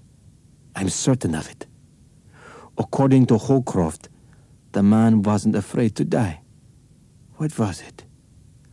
Kill me, and another will take my place. He was no Odessa agent, no Rache revolutionary. He was something else. Holcroft was right about that. Something else. You must look at the other crisis, Kessler shouted. Face it, Johann. The British know you're the Tinamo. I'm not, What? I'm only half the Tinamo. To be sure, the better half. But still only half. For years I trained another. He is my alternate in the field. Next to the real Tinamo. He's the best on earth. The scholar stared at the blond man in astonishment and with awe. He's one of us? Ein Sonnenkind? But of course not. He's a paid killer. He knows nothing but an extraordinary lifestyle in which every need and appetite is gratified by the extraordinary sum he earns. He's also aware that one day he may have to pay the price. Kessler sank back in the chair and loosened his collar. I must say, you never cease to amaze me. I'm not finished, replied Tennyson. An event is taking place in London shortly. A gathering of heads of state. It's the perfect opportunity. The Tinamo will be caught. He will be caught and killed by the man who has been tracking him for nearly 6 years.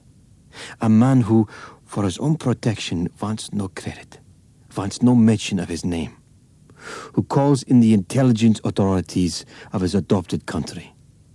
John Tennyson, European correspondent of The Guardian. Kessler shook his head in wonder. You think exotically. That's your gift. Among others, said the blond man matter-of-factly.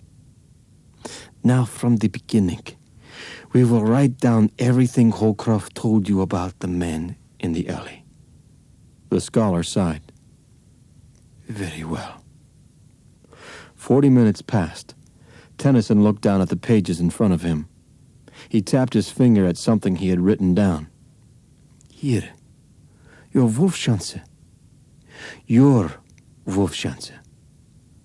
Meaning ours, not theirs. What are you talking about? Said Kessler. We are Wolfschanze.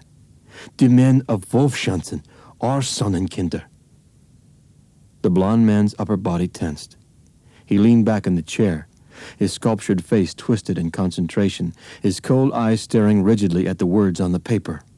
It couldn't be. After all these years, Operation Barbarossa, the scorched earth of Barbarossa. Oh my God. The Nachrichtendienst. It's the Nachrichtendienst. What are you talking about? Kessler said. Barbarossa was Hitler's first invasion north. A magnificent victory. He called it a victory. The Prussians called it a disaster. A hollow victory written in blood. Whole divisions unprepared, decimated. We took the land, the general said. We took the worthless, scorched earth of Barbarossa. Out of it came the Nachrichtendienst. What was it? An intelligence unit, rarefied, a corps of aristocrats.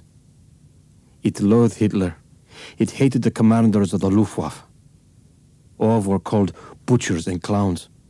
It was above the war, above the party. It was only for Germany. Their Germany. Say what you mean, Johann, shouted Kessler. The Nachrichtendienst survives.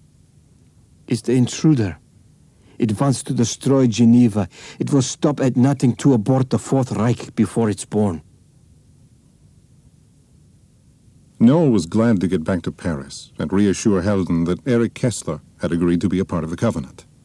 In only a few days, the three of them, Noel, Kessler, and Johann von Thibault, would be meeting in Geneva to sign the papers that would transfer the $780 million to Zurich, where they would start distributing it to victims of the Holocaust and their families.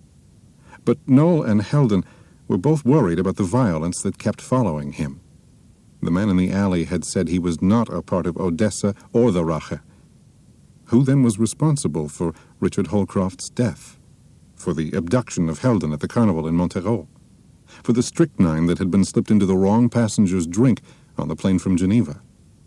Noel and Helden had no idea.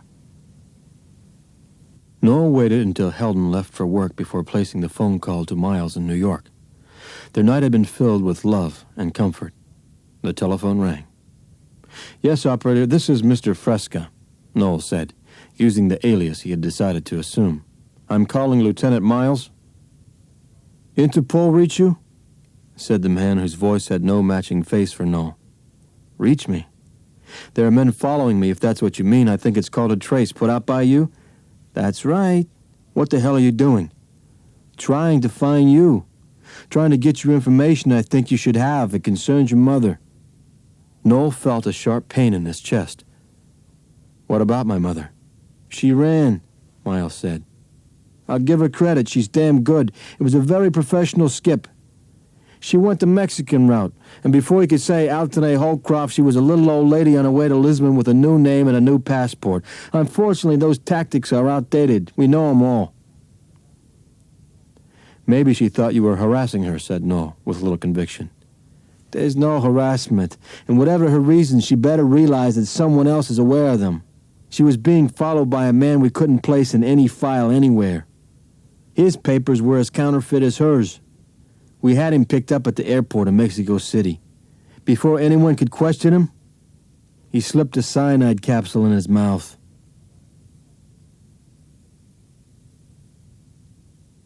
So at last it's here, said Gretchen Beaumont, sitting next to her brother on the soft leather couch, her hand caressing his face, her fingers darting in and out between his lips, arousing him as she was always able to do since they were children.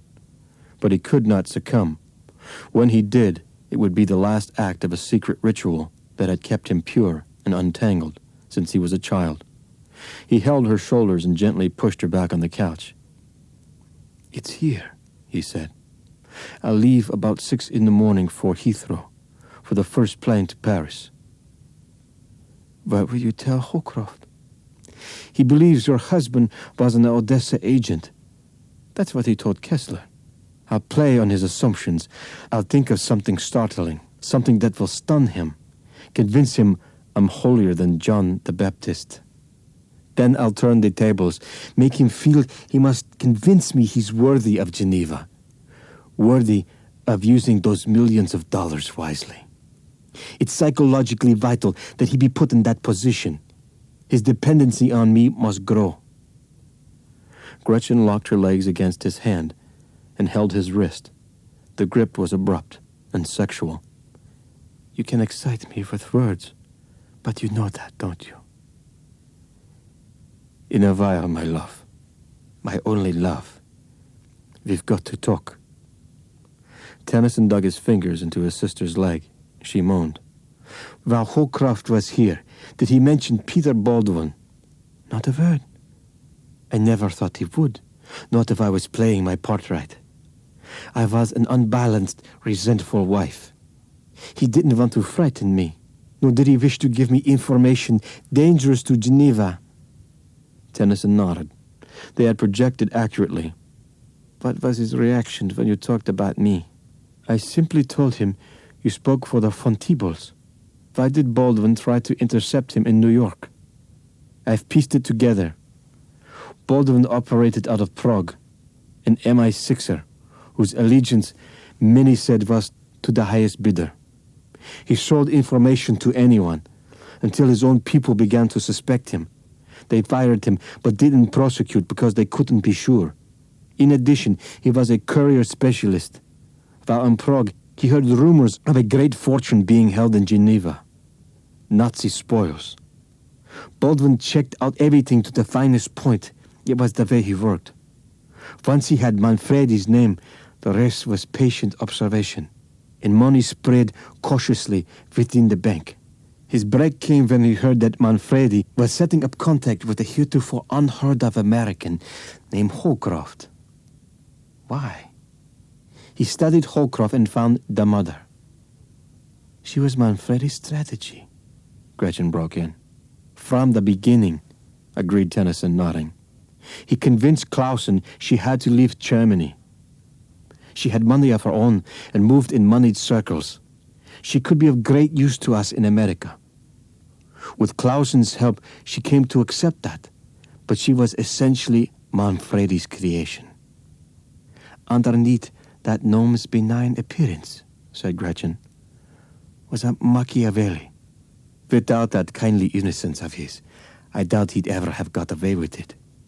But Machiavelli isn't the parallel. Manfredi's interest was solely the money. It was the only power he wanted. He wanted to control the agency in Zurich. It's why we killed him. Gretchen lay naked beside him, her breathing steady, her body drained and satisfied. The blond man raised his hand and looked at the radium dial of his watch. It was 2:30 in the morning, time to do the terrible thing demanded of him by the Covenant of Wolfschanze. All traces to Geneva had to be removed. He reached over to the side of the bed for his shoes. He lifted one up, feeling the heel with his fingers in the darkness. There was a small metal disc in the center. He pressed it, turning it to the left until a spring was released. He placed the disc on the bedside table, then tilted the shoe back and removed a steel needle 10 inches long, concealed in a tiny bore drilled from heel to sole. The needle was flexible, but unbreakable. Inserted properly between the 4th and 5th ribs, it punctured the heart, leaving a mark more often missed than found, even during an autopsy. He held it delicately between the thumb and index finger of his right hand, reaching for his sister with his left. He touched her right breast, and then her naked shoulder. "You are insatiable," she whispered, smiling. "Only with you." He drew her up until their flesh touched. "You are my only love," he said, his right arm sliding behind her, extended a foot beyond her spine. He turned his wrist inward. The needle was positioned. He thrust it forward. Helden told Noel that at last her brother's schedule permitted him to fly to Paris and meet with Noel. The conversation between the two men began stiffly, with each one questioning the sincerity of the other. Before long, however, Noel was convinced that Johann von Thibault was just as honorable as Helden. The blond newspaperman confided that the reason British intelligence thought he was the Tinamu was that he had been tracking the notorious assassin for 6 years. He was very close to learning the man's identity, von Thibault said, and when he did, the vicious killings would stop once and for all. Von Thibault was as good as his word. It was only a few days later that Noel and Helden read in the papers that the Tinamu had been shot while attempting to assassinate 2 world leaders in a motorcade in Trafalgar Square. What Noel did not know was that Helden's brother had pretended to cooperate with British intelligence by leaking the site where the shooting would take place. He had then shot the presumed assassin himself and stuffed down the man's throat a piece of paper linking him to Nachrichtendienst. For Tennyson's heroic action, MI5 gave him access to a secret file containing the names of Nachrichtendienst members. High on the list was Helden's friend, the old colonel, Klaus Falkenhayn, known as Herr Oberst. Tears streaked down Helden's cheeks. She cradled the body of Klaus Falkenhayn, but could not bring herself to look at the head. Finally, she let go of the corpse and crawled away, filled with horror and guilt. She lay curled on the floor, her sobbing uncontrollable. She had come upon the horrible scene alone and found signs of the hated Odessa everywhere. Swastikas scratched into wood, scrawled with soap on the window, painted with Falkenhayn's blood on the floor. Beyond the despicable symbols, the room had been torn apart, books ripped, shelves broken, furniture slashed. The house had been searched by maniacs. There was nothing left but ruin. Yet there was something, not in the house, outside, in the forest. Helden pressed her hands on the floor and raised herself against the wall, trying to remember the words spoken by Herr Oberst only 5 mornings ago. "If anything should happen to me, go into the woods where you took me for my brief walk the other day. Do you remember? I pointed out to you that there was a tree with a perfect V formed by the limbs. Wedged in the branches is a small canister." Helden pried open the small tubular receptacle from its recess and tore open the rubber top. Inside there was a rolled-up piece of paper. Attached to it were several bills, each worth 10,000 francs. She removed the money and read the message. "My dearest Helden, should I be killed, it will mean I have been found out. Further, It will signify that the time is near for the catastrophes to begin. Orders must be relayed to those courageous men who will stand at the final barricade. You must go alone to Lake Neuchâtel in Switzerland. In the village of Près du Lac, there is a man named Werner Gerhard. Find him. Give him the following message. The coin of Wolfschanze has two sides. He will know what to do. Godspeed. Noel had said it would be over soon and she would be able to stop running. He was wrong. From the town of Châtillon-sur-Seine, Noel made the phone call to an astonished Willie Ellis, the London friend who had helped him out after his narrow escape from Gretchen Beaumont's house. Through Sam Bonaventura, the architect in the Antilles, he had learned that his mother would be arriving in Geneva, and he was worried for her safety. "You'll do what?" Ellis said. "You heard me, Willie. I'll pay you $500 and your expenses for 1, maybe 2 days in Geneva. All I want you to do is take my mother back to London. Someone is following her. I'll tell you about it when I see you in Geneva. I want you to call the Hotel d'Accord and make a reservation for late this morning." Holcroft had decided to call on Willie because there was no one else he could think of who would not ask questions. Altena could do far worse for an escort out of Switzerland. And she had to get out. The Covenant's enemy had killed her husband. It would kill her, too, because Geneva was where it was going to happen. In 2 or 3 days, a meeting would take place, and papers would be signed, and money would be transferred to Zurich. The Covenant's enemy would try everything to abort those negotiations. "Mad, Gerhard?" said the obese man sitting in a wicker chair behind the counter of the hotel in Neuchâtel. "You bring him greetings from an old friend. You should bring him instead a potion to unscramble his doddering brains. He won't understand a thing you say."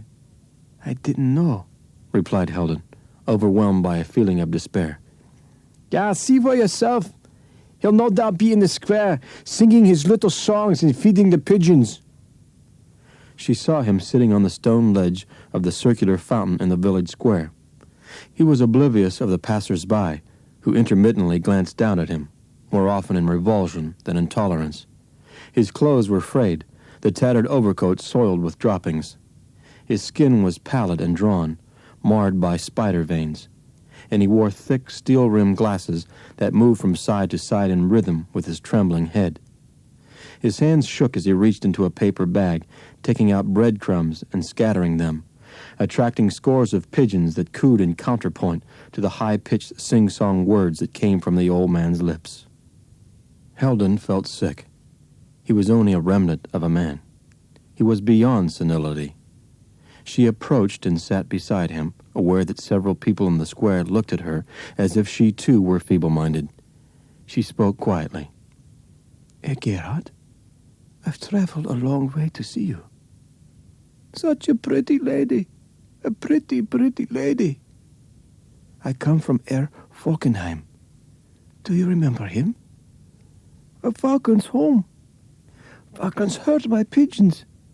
My friends and I don't like them dewy sweet feathers." Gerhard bent over and pursed his lips, kissing the air above the rapacious birds on the ground. "The coin of Wolfschanze has two sides," whispered Heldon. And then she heard the words. There was no break in the rhythm. The quiet, high-pitched sing-song was the same, but there was meaning now. "He's dead, isn't he? You don't answer me. Just nod your head or shake it. You're talking to a foolish old man who makes very little sense." Heldon was too stunned to move, and by her immobility she gave the old man his answer. He continued in a sing-song cadence. "Klaus is dead, so finally they found him and killed him." "It was the Odessa," she said. "There were swastikas everywhere. Wolfschanze wanted us to believe that." Gerhard threw crumbs in the air. "Here, sweet feathers, it's tea time for you." He turned to Heldon, his eyes distant. "I'll explain it to you, but not here. After dark, come to my house on the lake." Intestines protruding over his red-drenched shirt, his throat slashed so deeply that his head was barely attached to his neck, his eyes wide open, glaring upward in agony. Noel collapsed, trying to swallow the air that would not fill his lungs. And then he saw the word, scrawled in blood on the tiles above the mutilated corpse. Nachrichtendienst.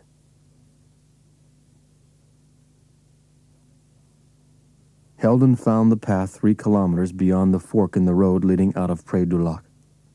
It was not so much a house, she thought, as she reached the strange-looking structure, as a miniature stone cottage, but from where she stood the walls appeared to be extremely thick. The beam of the flashlight caught bulging rocks that had been cemented together along the 2 sides she could see. The few windows were high off the ground and narrow. She had never seen a house like this before. It seemed to belong in a children's fairy tale. Then the beam of light caught the short figure of Werner Gerhardt. He stood on the edge of the lakeside porch and raised his hand. How could the old man possibly have heard her? "You've come," said Gerhardt, no madness in his voice. "Get inside in front of the fire. We'll have tea." "I came from Berlin 5 years ago, by way of Munich," Gerhardt said. "I was a victim of Odessa, a broken man, living out his years in senility and solitude. I am a figure of ridicule. A doctor at the clinic keeps my records. His name is Litvak, should you ever need him. He's the only one who knows I'm perfectly sane. Now what happened to Klaus?" She told him. Gerhardt was silent for a while, pain in his eyes. "Animals," he said. "They can't even execute a man with any semblance of decency. They must mutilate. May God damn them." "Who?" "The false Wolfschanze. The animals, not the eagles." "Eagles? I don't understand." "The plot to kill Hitler in July of 44 was a conspiracy of generals. Rommel called these men the true eagles of Germany." "The eagles?" Heldon repeated. "You won't stop the eagles?" "I beg your pardon," asked the old man. "Nothing. Go on, please." Of course, the generals failed, and a bloodbath followed. Then suddenly, Wolfschanze became the excuse to still all dissent within the Reich. Thousands who had voiced criticism were arrested on fabricated evidence and executed. The worst fears of the generals were borne out. The maniacs were in total control of Germany. It was what they had hoped to stop at Wolfschanze. Their Wolfschanze. The true Wolfschanze. "Their Wolfschanze?" asked Heldon. "The coin of Wolfschanze has 2 sides." "Yes," said Gerhardt. "There was another Wolfschanze, another group of men who also wanted Hitler killed, but for an entirely different reason. These men thought he had failed. They saw his weaknesses, his diminished capacities. They wanted to supplant the madness that was with another madness, far more efficient. There were no appeals for peace in their plans, only for the fullest prosecution of the war. They, the men of that Wolfschanze, are committed still. Surely most of them are dead by now. It's the children." "The children?" "Yes, they're everywhere, in every city, province, and country." The old man leaned forward. "It was called Operation Sonnenkinder, and it took place in 1945. Thousands of children between the ages of 6 months and 16 years were sent out of Germany to all parts of the world." As Gerhardt told the story, Heldon felt ill. "A plan was devised," continued Gerhardt, "whereby millions upon millions of dollars would be available to Sonnenkinder after a given period of time. The time was calculated by projections of normal economic cycles. It was 30 years. Heldon's sharp intake of breath interrupted him, but only briefly. It was a plan conceived by 3 men. A cry emerged from Heldon's throat. These 3 men had access to funds beyond calculation, and one of them was perhaps the most brilliant financial manipulator of our time. It was he, and he alone, who brought the international economic forces together that ensured the rise of Adolf Hitler. And when his Reich failed him, he set about creating another. Heinrich Clausen, whispered Heldon. Oh God, no. No. Oh God, no. He was never more than a device. A conduit for money. He knows nothing. Then Heldon's eyes grew wide. The pain in her temples sharpened. Yes, said Gerhard, reaching for her hand. A young boy was chosen, another of the sons. An extraordinary child, a fanatically devoted member of the Hitler Youth. Brilliant. Beautiful. He was watched, developed, trained for his mission in life. Johann? Oh God in heaven, it's Johann. Yes, said the old man. It's why Klaus had you brought to him. The rebellious von Thibault daughter, born in Rio, estranged from her brother and sister. Was that estrangement real? Or were you being used to infiltrate the ranks of wandering, disaffected German youth? We had to know. They tried to kill me in Montereau, said Heldon, shuddering. Oh God, my brother. The old man stood with difficulty. I'm afraid you're wrong, he said. It was a tragic afternoon filled with errors. The man who came after you was from us. His instructions were clear. Learn everything there was to know about Holcroft. He was still an unknown factor then. If an unknown conduit, he was to live, and we would convince him to come with us. If part of Wolfschanze, he was to be killed. If that was the case, you were to be taken away before you were harmed, before you were implicated. That man who grabbed me spoke German, said Heldon. I thought he was Odessa. He was the farthest thing from it. He was a Jew from a place called Har Sha'alav. A Jew? Gerhardt told her briefly of the strange kibbutz in the Negev desert. There was only one requirement for residency. The applicant had to be the sole survivor of a family destroyed in the concentration camps. They are the army of Nachrichtendienst. A cable is sent. Men are dispatched. Orders must be relayed to the courageous men who will stand at the final barricade. Heldon understood Herr Oberst's words. You'll send that cable now. You will send it. I mentioned that Dr. Lidwak at the clinic. He's one of us. Go to him tonight. He knows the codes and will reach Har Sha'alav. A team must be sent to Geneva. You must tell them what to do. Johann, Kessler, even Holcroft, if he's beyond pulling out, must be killed. Those funds must be dispersed. I'll convince no. For your sake, I hope you can. It may not be as simple as you think. He believes deeply, even to the point of vindicating a father he never knew. How did you learn? From his mother. For years we believed she was part of Clausen's plan, and for years we waited. Then we confronted her and learned she was never a part of it. She was the bridge to, as well as the source of, the perfect conduit. No Clausen Holcroft. A normal man would have asked for legal and financial advice, but Holcroft, believing in his covenant, kept everything to himself. A sharp humming sound filled the room, It echoed off the wall so loudly that Heldon felt the vibrations going through her and jumped to her feet. Gerhardt stared up at a narrow window high in the left wall. He seemed to be studying panes of glass that were too far above him to see through.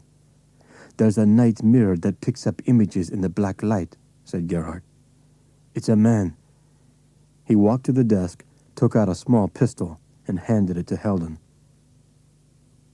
The man identified himself as a representative of Harsha Alav, but as soon as he entered the room, he shot and killed the old man. Heldon was wounded in the leg before she had time to kill the intruder. She left Gerhardt's house and went immediately to the clinic.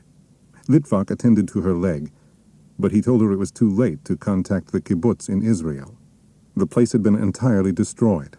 Every resident, man, woman, and child, had been killed. Every building burned. Heldon was to proceed to Geneva and contact an Israeli who was based there. The man's name was Yaakov Ben Gadis, and he had been the one to take Beaumont's picture from Noel's pocket.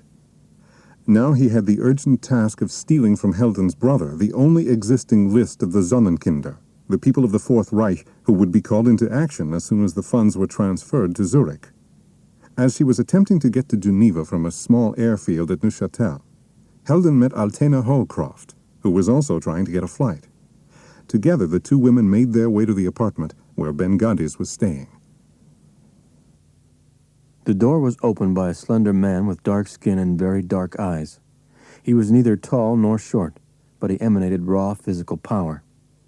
This was conveyed by his enormous shoulders, accentuated by the stretched cloth of his white shirt, open at the neck, with the sleeves rolled up, displaying a pair of muscular arms. His black hair was trimmed, his face striking, as much for its rigid solemnity as for its features. He studied the two women, then nodded, gesturing them inside. "I'm Yaakov Ben Gadis," he said. "So that we understand one another, it is I who will make the decisions. There's work to be done tonight." "There's only one thing I must do," said Altena Holcroft. "That's reach my son." "Later," said Yaakov Ben Gadis. "There's something else first. A list must be found. We think it is in the Hotel d'Accord." "It's vital," interrupted Heldon, her hand on Altena's arm.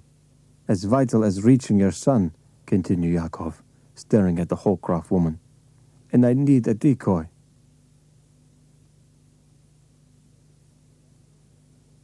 Eric Kessler had gone to meet Holcroft. Undoubtedly, the two of them were at the Geneva Hotel's Excelsior by now, registered under the name of Fresca. He could phone to make sure, Johann von Thibault thought, but calling might lead to complications. The American had to be pushed to the edge of sanity.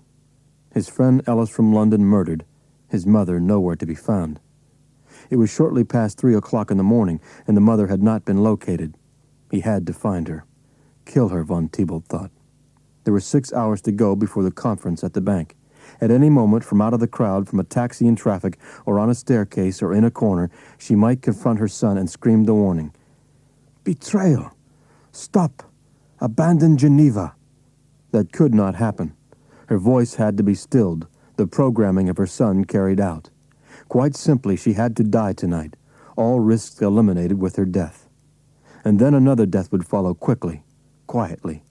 The son of Heinrich Clausen would have fulfilled his function, to free the money for the Fourth Reich. Altena was sitting at a desk at the far end of the room, its small lamp the only source of light. She was writing on a sheet of stationery. At the sound of Yakov's footsteps, she turned. "I borrowed some paper from your desk," she said. "It's not my paper, not my desk," answered the Israeli. "Are you writing a letter?" "Yes, to my son." "Why? With any luck we'll reach him. You'll talk." Altena leaned back in the chair, her gaze steady on Ben Gadis. "I think we both know that there's little chance I'll see him again." "Do we?" "Of course. There's no point in my deceiving myself, or in your trying to deceive me. Von Thibault has to meet with me. When he does, he won't let me go. Not alive." "Did your son ever mention the name Tennyson?" asked Ben Gadis. "No." "When was the last time you talked with him?" "After my husband's death. He was in Paris." good. Such times cloud their mind. That's when he mentioned the name Tennyson. He told you he was on his way to Geneva, probably with a man named Tennyson. Can you convey that to von Thibault? Certainly.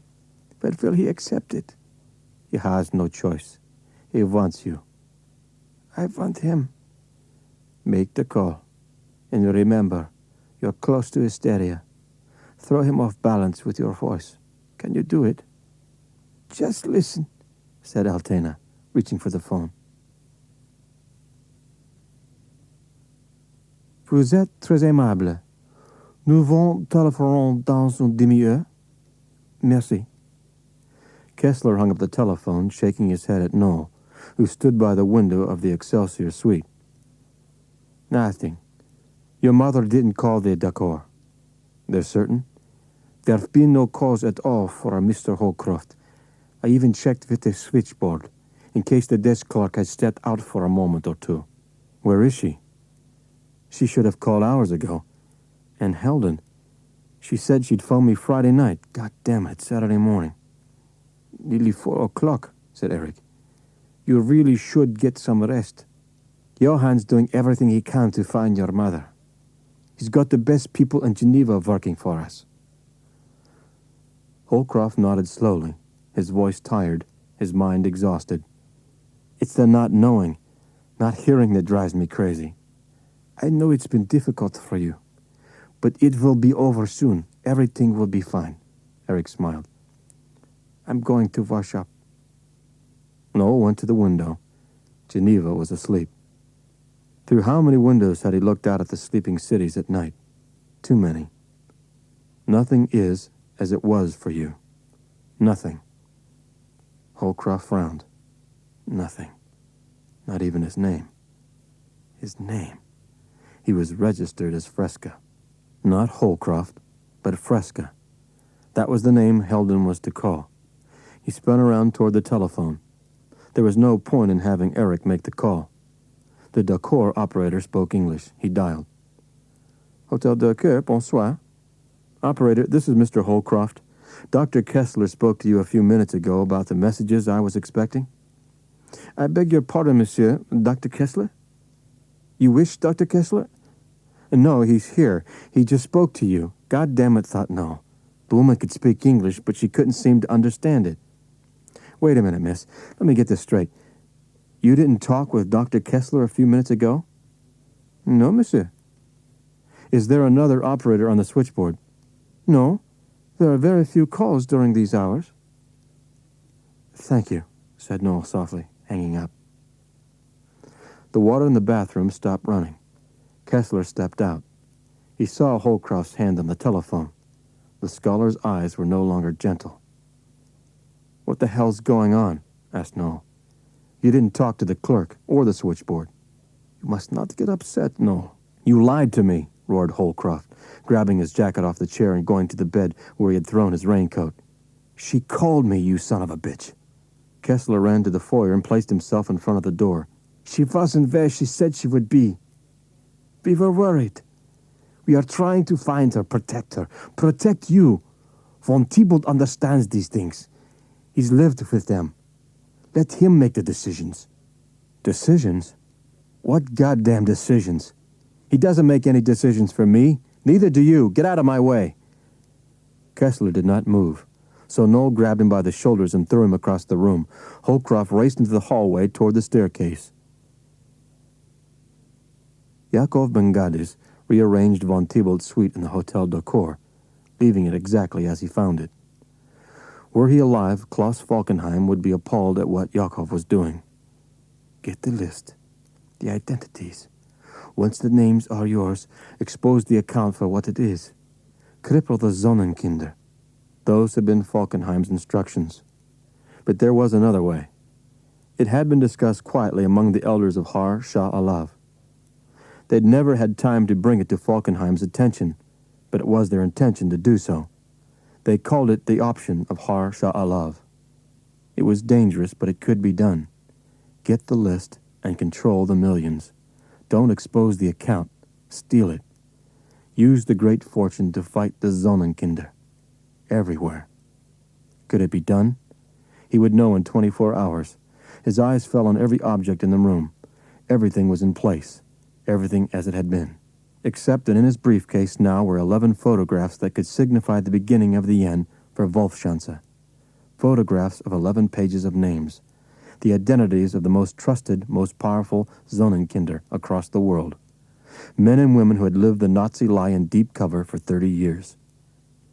He stopped all movement.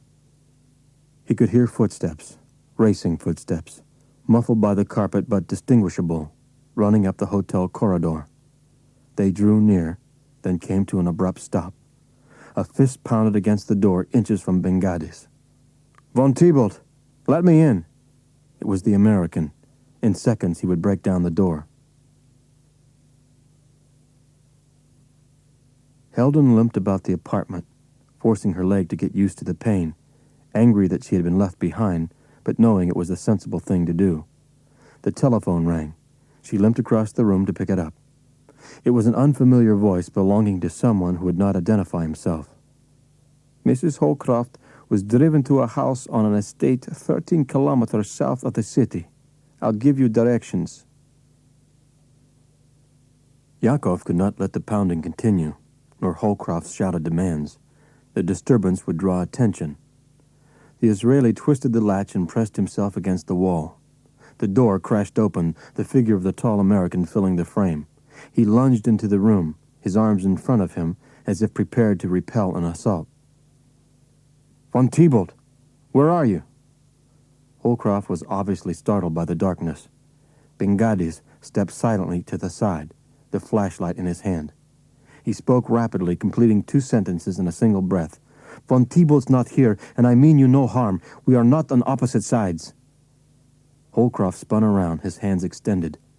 "Who are you? What the hell are you doing here? Turn on the lights." "No lights. Just listen." The American stepped forward angrily. Yakov pressed the button on his flashlight. A wash of green spread over Holcroft, causing him to cover his eyes. He lashed his right foot out, catching Bengadis in the knee. At contact, Noel sprang forward, his eyes shut, his hands clutching for the Israeli's body. Yakov crouched and threw his shoulder up into the American's chest. There could be no lacerations, no traces of blood on the floor. "You must listen. I'm not your enemy. I've got news of your mother. I have a letter. She's been with me." The American struggled. He was breaking the grip. "Who are you?" "Nachrichtendienst," whispered Bengadis. At the sound of the name, Holcroft went wild. He roared, his arms and legs battering rams that could not be repulsed. "I'll kill you." Yakov had no choice. He surged through the hammering attack, his fingers centering in on the American's neck, his thumbs grinding into the pronounced veins of the stiffened throat. By touch, he found a nerve and pressed with all his strength. Holcroft collapsed. Noel opened his eyes in the darkness, but the darkness was not complete. Angled against the wall was a wash of green light, the same green light that had blinded him earlier. He was being pressed against the floor, a knee sunk into his shoulder, the barrel of a gun against his head. He fell back and heard the intense whisper of the man above him. "Be very clear of this. If I were your enemy, I would have killed you. Can you understand that?" "You are my enemy," answered Noel, barely able to speak through the bruised muscles about his throat. "You said you were Nachrichtendienst. Geneva's enemy. My enemy. The first, absolutely, but not the second. Not yours. Where have you got my mother? You said you had a letter." "We'll take all things in order. What I want first is to leave here, with you. Together we can do what Wolfschanze never believed possible." "Wolfschanze? Do what?" "Make the laws work for us. Make amends." They sped down the country road past the gates of the estate. Driver and passenger oblivious to the sounds of an angry dog, suddenly disturbed from its sleep by the racing car. Gradually, Yakov coasted to a stop off the shoulder and to the underbrush. There was a thick brick wall bordering the grounds, a string of coiled barbed wire on the top of it. Yakov scaled a tree to study the wire in the wall. "We'll have to jump." The Israeli came down, crouched next to the wall and cupped his hands. "Step up," he ordered Noel. The ring of wire barbs on the top of the wall was impossible to avoid. There was no space on the ledge untouched by it. Straining, Holcroft managed to get his left toe on the edge, then sprang up, vaulting the ominous coil and plummeting to the ground. If the stranger had given Heldon the right information on the phone, he was within a few hundred yards of Altena. They sliced through the forest, sidestepping branches, leaping over tangled foliage, until they found the dirt road that led toward the house. In the distance they could see a dim glow of lights that shone from small cathedral windows. "I'll run across and signal you to follow," Yakov whispered. The Israeli dashed across the lawn and crouched at the side of the window. Slowly he stood up and peered inside. Noel got to his knees, prepared to race out from the foliage. The signal did not come. Bengadi stood motionless at the side of the window, but made no move to raise his hand. What was wrong? Why didn't the signal come? Holcroft could wait no longer. He sprang up and ran over to the stretch of grass. The Israeli turned, his eyes glaring. "Get away," he whispered. "What are you talking about? She's in there." Bengadi grabbed Holcroft by the shoulders, pushing him backward. "I said go back. We must get out of here." "The hell we will." Noel swung both arms up violently, breaking the Israeli's grip. He leaped to the window and looked inside. The universe went up in fire. His mind burst open. He tried to scream, but no scream would come. Only pure, raw horror, beyond sound, beyond sanity. Inside the dimly lit room, he saw the body of his mother, arched diagonally in death across the back of a chair. The graceful, wondrous head was streaked with blood. He sat in the chair, drained, numb, and read the letter from Altena. "Dearest Noel, it is unlikely that we shall see each other, but I beg you, do not mourn me. Not now. There is no time. I do what I have to do for the simple reason that it must be done, and I am the most logical person to do it. Even if there were another, I am not at all sure I would allow him to do what has been reserved for me. I will not dwell on the lie I have lived for over 30 years. My new friend, Mr. Bengadis, will explain it fully to you. Suffice it to say, I was never aware of the lie, nor the terrible role you would be called upon to play. Godspeed you, my Noel. My love, Altena." Holcroft looked up at Yakov, who was standing by the apartment window, looking out at the gray light of the early winter morning. "What was it she wouldn't let anyone else do?" he asked. "Meet with my brother," answered Heldon from across the room. She told him the story of Werner Gerhard, of Wohlschanze, of the coin that had two sides. When she had finished, Holcroft got out of the chair. "So all along I've been the figurehead for the lie. For the other side of Wohlschanze. You are the code numbers that opened the Sonnenkinder vaults," said Bengadis. "You were the one who made all the laws work for them. It was a brilliant deception." Noel heard the scream come out of his throat and felt the impact of his hands upon the wall, pounding furiously. Other hands touched him, gentle hands. A man in agony had cried out to him, and that man was false. What had he done?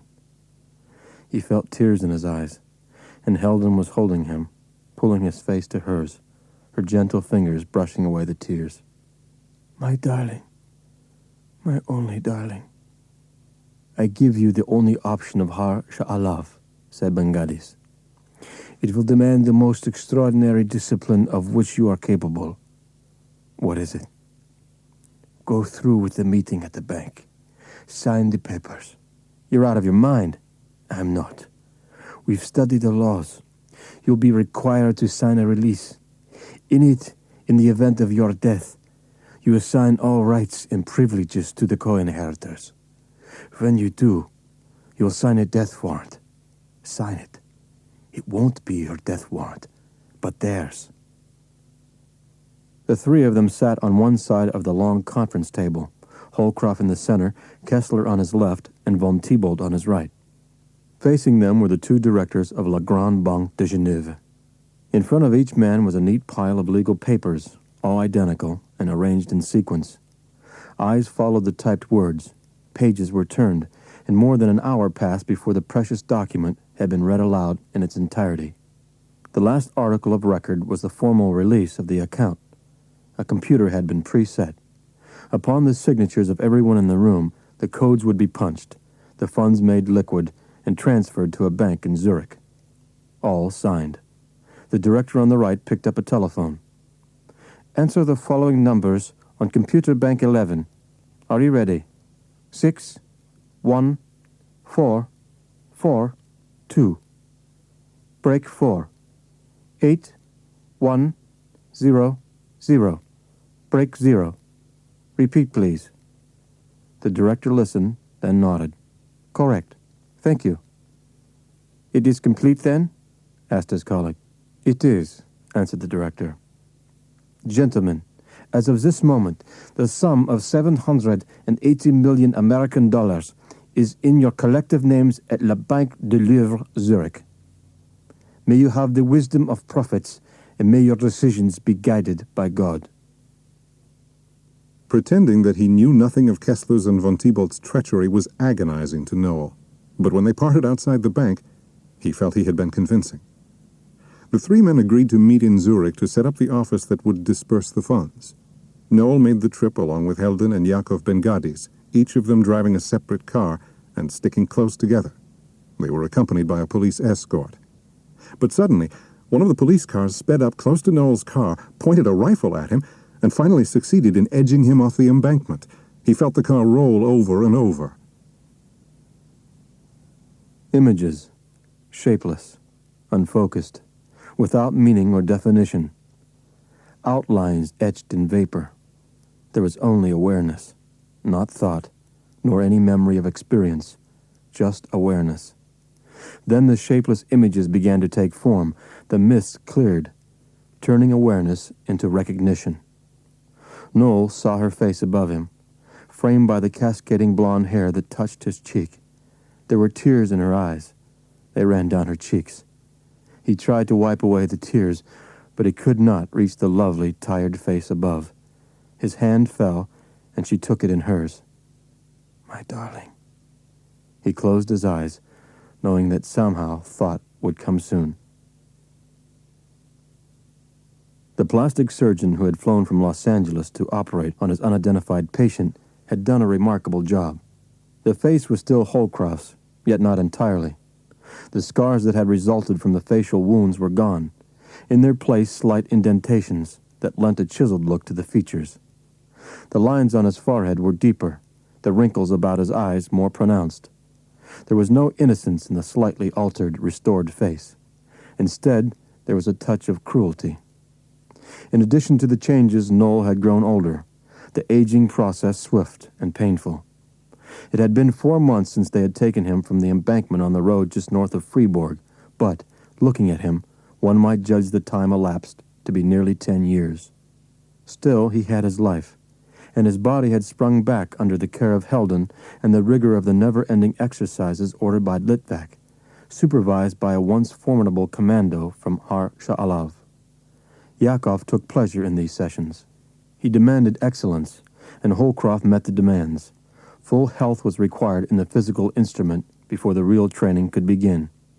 It would begin tomorrow, high in the spring hills and mountains, beyond the scrutiny of prying eyes, but under the harshest scrutiny of Yakov Ben-Gadis.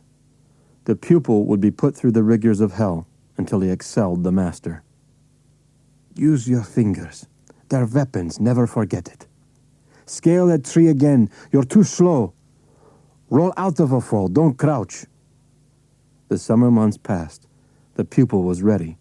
As was his colleague. She was ready too. The Zonenkinder were marked. The list was taken out and studied. The couple walked down the street in Zurich's Lindenhof district, at the left bank of the Limmat River. The man was fairly tall, but stooped, a pronounced limp impeding his progress through the crowds, the shabby suitcase in his hand a further hindrance. The woman held his arm, more as though guiding an irritable responsibility than with affection. Neither spoke. They reached an office building and went inside. The woman asked in a decidedly middle-class German the number of a small accounting firm. They stepped out of the elevator on the 12th floor. The hallway was deserted. The moment the elevator door closed, the couple ran to the staircase at the right end of the corridor. Gone was the limp. Gone were the somber faces. They raced up the steps to the door of the roof and stopped on the landing. The man set down the suitcase, knelt, and opened it. Inside were the barrel and stock of a rifle, a telescopic sight clamped to the former, a strap to the latter. He took the parts out and attached them. Then he removed his hat with the wig sewn into the crown and threw it into the suitcase. He stood up and helped the woman take off her coat, pulling the sleeves through, reversing the cloth. It was now a well-cut, expensive beige topcoat, purchased at one of the better shops in Paris. The woman then helped the man reverse his overcoat. It was transformed into a fashionable gentleman's coat, trimmed in suede. The woman took off her kerchief, removed several pins, and let her blonde hair fall down over her shoulders. She opened her purse and took out a revolver. "I'll be here," said Hilden. "Good hunting." "Thanks," said Noel, opening the door to the roof. He crouched against the walls by an out-of-use chimney. He reached into his pocket and took out 3 shells.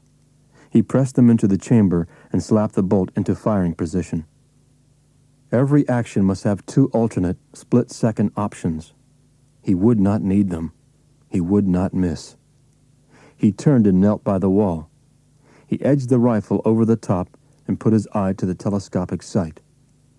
12 stories below, across the street, crowds were cheering various men coming out of the huge glass doors of the Lindenhof Hotel. They walked into the sunlight under banners hailing the First Annual Congress, the organization set up by the men of the Fourth Reich. There he was, in the gun sight, the crosshairs centered on the sculptured face beneath the shining blonde hair. Holcroft squeezed the trigger. 12 stories below, the sculptured face erupted into a mass of blood and shattered flesh. The Tinamo was killed at last. By the Tinamo. They were everywhere. It had only begun.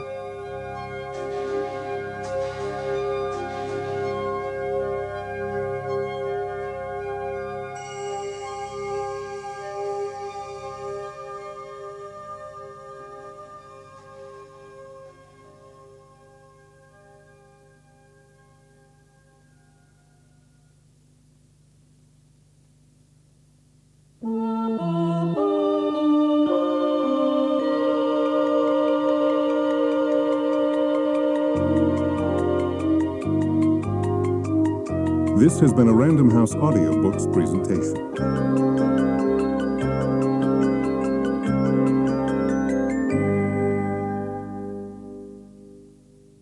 We hope you have enjoyed this audio program.